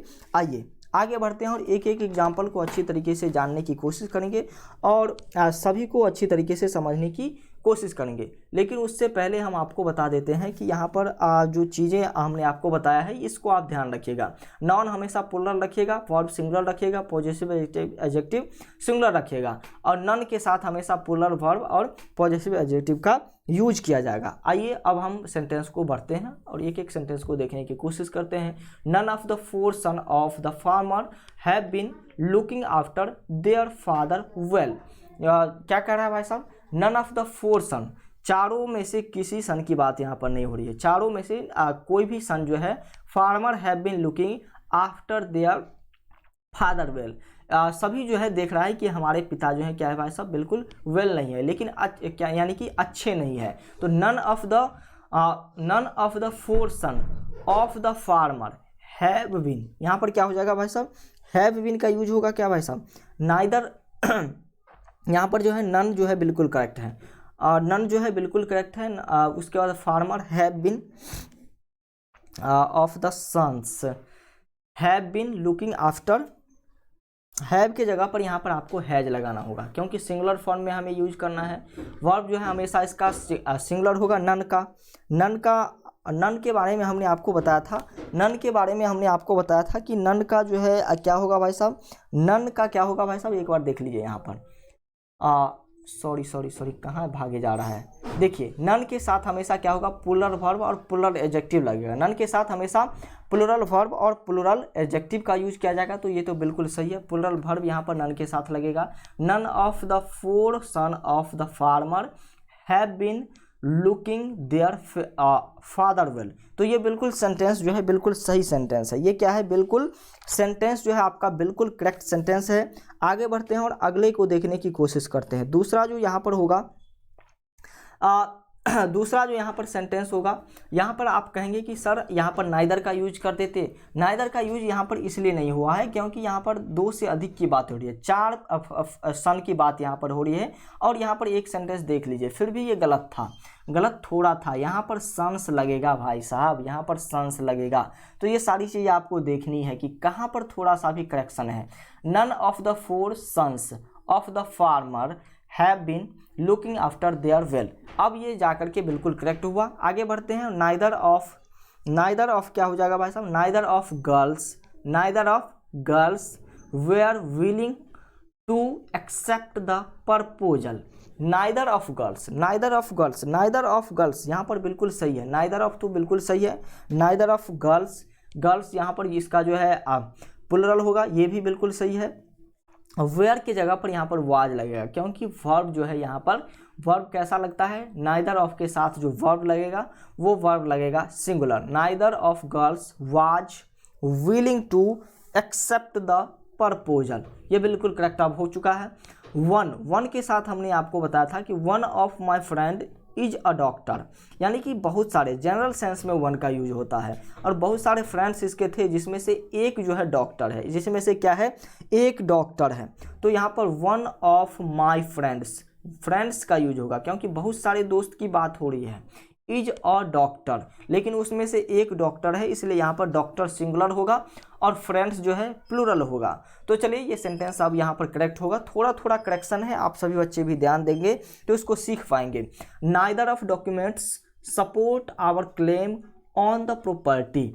Neither of documents support our claim on the property. Neither of का देखिए यहाँ पर नाइदर ऑफ का यूज किया गया है। नाइदर ऑफ डॉक्यूमेंट्स यानी कि जितने भी डॉक्यूमेंट्स हैं उसमें से एक भी डॉक्यूमेंट्स ऐसा नहीं है जो हमारे क्लेम को सपोर्ट करता है। हमने जो क्लेम किया है उसको सपोर्ट हमारा एक भी डॉक्यूमेंट्स नहीं कर रहा है। तो neither of documents support our claim on the property. यहाँ पर सपोर्ट के बदले सपोर्ट्स का यूज होगा, our claim on the property के जगह पर यहाँ पर किसका यूज होगा भाई साहब, यहाँ पर इसका जो है IES का यूज करेंगे, क्योंकि प्रॉपर्टी को हमें प्लुरल बनानी होगी, क्योंकि सारी चीज़ें प्लुरल यहाँ पर है। तो यहाँ पर अब जाकर के ये बिल्कुल करेक्ट हो चुका है। आगे बढ़ते हैं और आगे की चीज़ों को देखने की कोशिश करते हैं। अगला नंबर जो है आपका each of the four party have been trying their best to do this. यानी कि सभी पार्टी जो है ट्राई कर रही है, किसका, अपना बेस्ट देने का ट्राई कर रही है। चुनाव में ऐसा ही होता है। ईच ऑफ के साथ किसका यूज होगा भाई साहब, each of the four parties होगा, PARTIES पार्टीज, यानी कि 4 पार्टी की बात हो रही है। तो यहाँ पर क्या होगा भाई साहब, प्लुरल जो है चीज़ें यूज करनी होगी। तो यहाँ पर 4 parties have been trying their के जगह पर इट्स का यूज करेंगे, क्योंकि यहाँ पर जो है पार्टी नॉन लिविंग है और नॉन लिविंग के लिए हम किसका यूज करते हैं, इट्स का यूज करते हैं। पार्टी नॉन लिविंग है, इसलिए इट्स का यूज करेंगे। बेस्ट डू दिस, अपना अपना बेस्ट देने का जो है काम सभी पार्टी कर रहा है। तो ये सेंटेंस अब क्लियर हो चुका है। अगला सेंटेंस क्या है, any of this two road lead to the railway station. Any of the, any of के बारे में हमने आपको बताया था। और एनी ऑफ का यूज कहाँ पर करेंगे भाई साहब, एनी ऑफ का यूज कहाँ पर करेंगे आप, एनी ऑफ का यूज करेंगे दो से अधिक के लिए। एनी या फिर एनी वन का यूज हम कहाँ पर करेंगे, दो से अधिक के लिए करेंगे। लेकिन यहाँ पर तो दो ही की बात हो रही है, एनी ऑफ टू। तो यहाँ पर एनी को हटा करके आपको लगाना होगा आइदर। एनी को हटा करके क्या लगाना होगा, एनी को हटा करके लगाना होगा आइदर, क्योंकि दो से अधिक की बात हो रही है। Either of this two road, two road, road की जगह पर रोड्स भी लगेगा, roads lead to the railway station, lead to the railway station. तो यहाँ पर लीड के जगह पर भी यहाँ पर आपको सभी तो प्लुरल करनी होगी, वर्ब भी प्लुरल करना होगा। तो roads leads to the railway station. अब जाकर के ये सेंटेंस बिल्कुल करेक्ट हो चुका है। आगे बढ़ते हैं और आगे की चीज़ों को जानने की कोशिश करते हैं। नाइदर ऑफ, यहाँ पर क्या कर रहा है भाई साहब, नाइदर ऑफ। चलिए इस सेंटेंस को भी देख लेते हैं, इसके बाद हम आगे की चीज़ों को देखने की कोशिश करेंगे।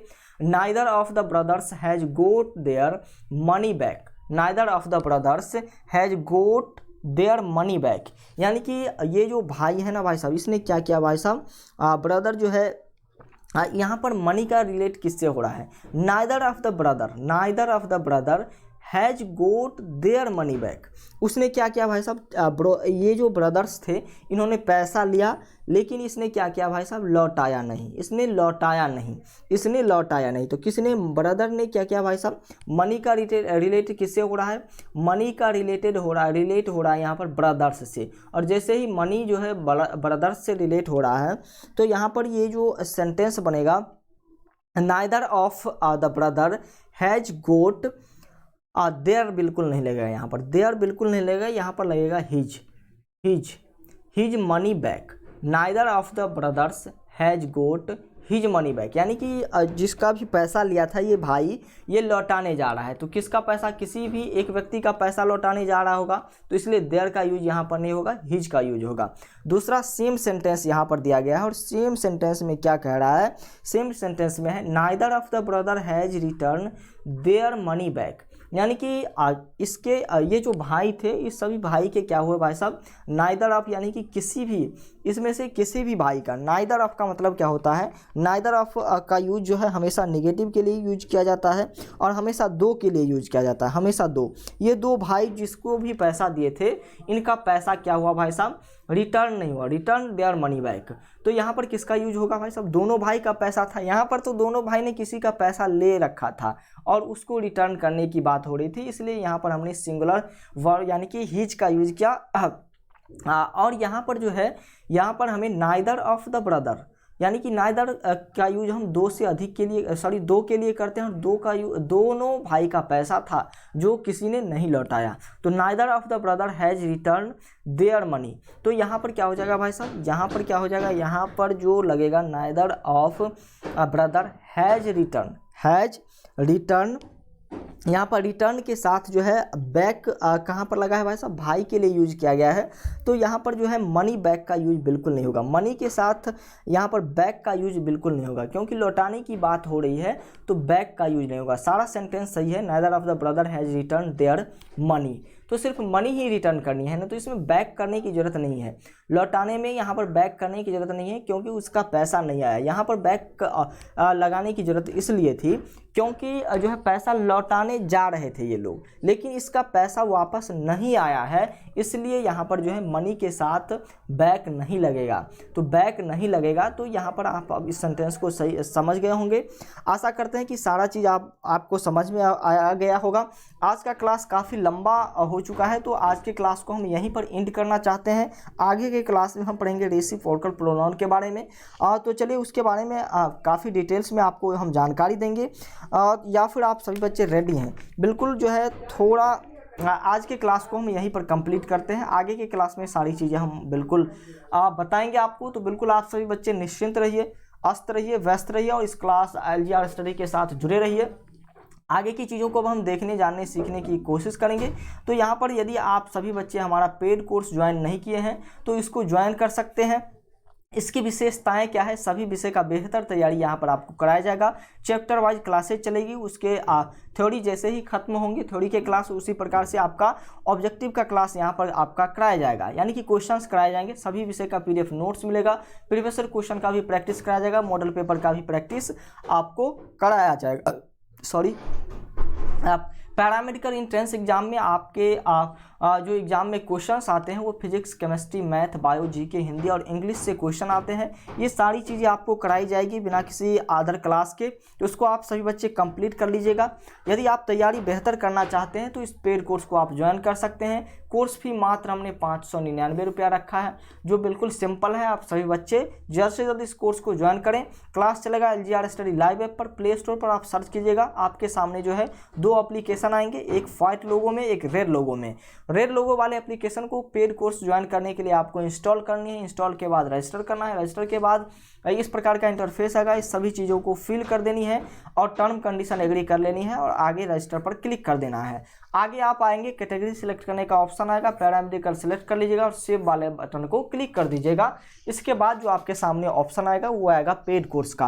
पेड कोर्स पर जैसे ही आप क्लिक कीजिएगा ना तो आपके सामने ऑप्शन आ जाएगा भैया इस प्रकार का, यानी कि बाय नो का, यानी कि कोर्स खरीदने का ऑप्शन आ चुका है। पेड बाय नो पर क्लिक कीजिएगा और आपके सामने जो है यहाँ पर पेमेंट करने का ऑप्शन नीचे में पे ऑनलाइन वाला आ जाएगा। पे ऑनलाइन पर क्लिक कीजिएगा। पेमेंट करने का ऑप्शन जो है नेट बैंकिंग, वैलेट, पे लेटर, ये सारे कार्ड, UPI ये सभी हैं, तो यहाँ से आप पेमेंट कर सकते हैं। हमारा QR कोड भी दिया गया है 7631244178। तो यहाँ पर इससे आप क्या कर सकते हैं, पेमेंट कर सकते हैं। एक बार फिर से इस नंबर को आप रिपीट कर लीजिए, 7631244178। ये लालू कुमार के नाम से है। यहाँ से भी आप पेमेंट कर सकते हैं और पेमेंट करने के बाद 7479823598 इस पर आप हमें कॉल या फिर मैसेज कीजिएगा। यहाँ से हम आपके कोर्स को इनरोल कर देंगे। अब इस फाइट वाले ऐप के बारे में बात कर लेते हैं। इस फाइट वाले लोगो वाले ऐप के बारे में बात करते हैं कि ये क्यों आता है। तो LGR स्टडी का ही दोनों ऐप है, दोनों की सुविधाएं अलग अलग है। LGR स्टडी लाइव ऐप में क्या क्या चीज़ें थी ये तो आपने जाना, और इस फाइट वाले एप्लीकेशन में आपको VVI ऑब्जेक्टिव क्वेश्चन का PDF, quick revision notes, class notes, VVI subjective question का PDF, मॉडल पेपर का PDF, ऑनलाइन टेस्ट, ये सारी सुविधाएं बिल्कुल फ्री में देखने को मिलेगी। इसको आप सभी बच्चे जल्द से जल्द इंस्टॉल कर लीजिए। इसका लिंक डिस्क्रिप्शन में है या फिर प्ले स्टोर पर जाकर के भी इसको इंस्टॉल कर सकते हैं। थैंक यू, आज के लिए इतना ही रखते हैं। क्लास कैसा लगा आप सभी बच्चे कमेंट सेक्शन में ज़रूर बताइएगा। आगे के क्लास के लिए आप सभी बच्चे तैयार रहिएगा। पीछे जितने भी क्लासेज होती है उसको आप सभी बच्चे यदि कंप्लीट करके आगे की क्लास में जुड़ेंगे तो काफ़ी बेहतर होगा और आप समझ भी पाएंगे। तो थैंक यू, आज के लिए इतना ही।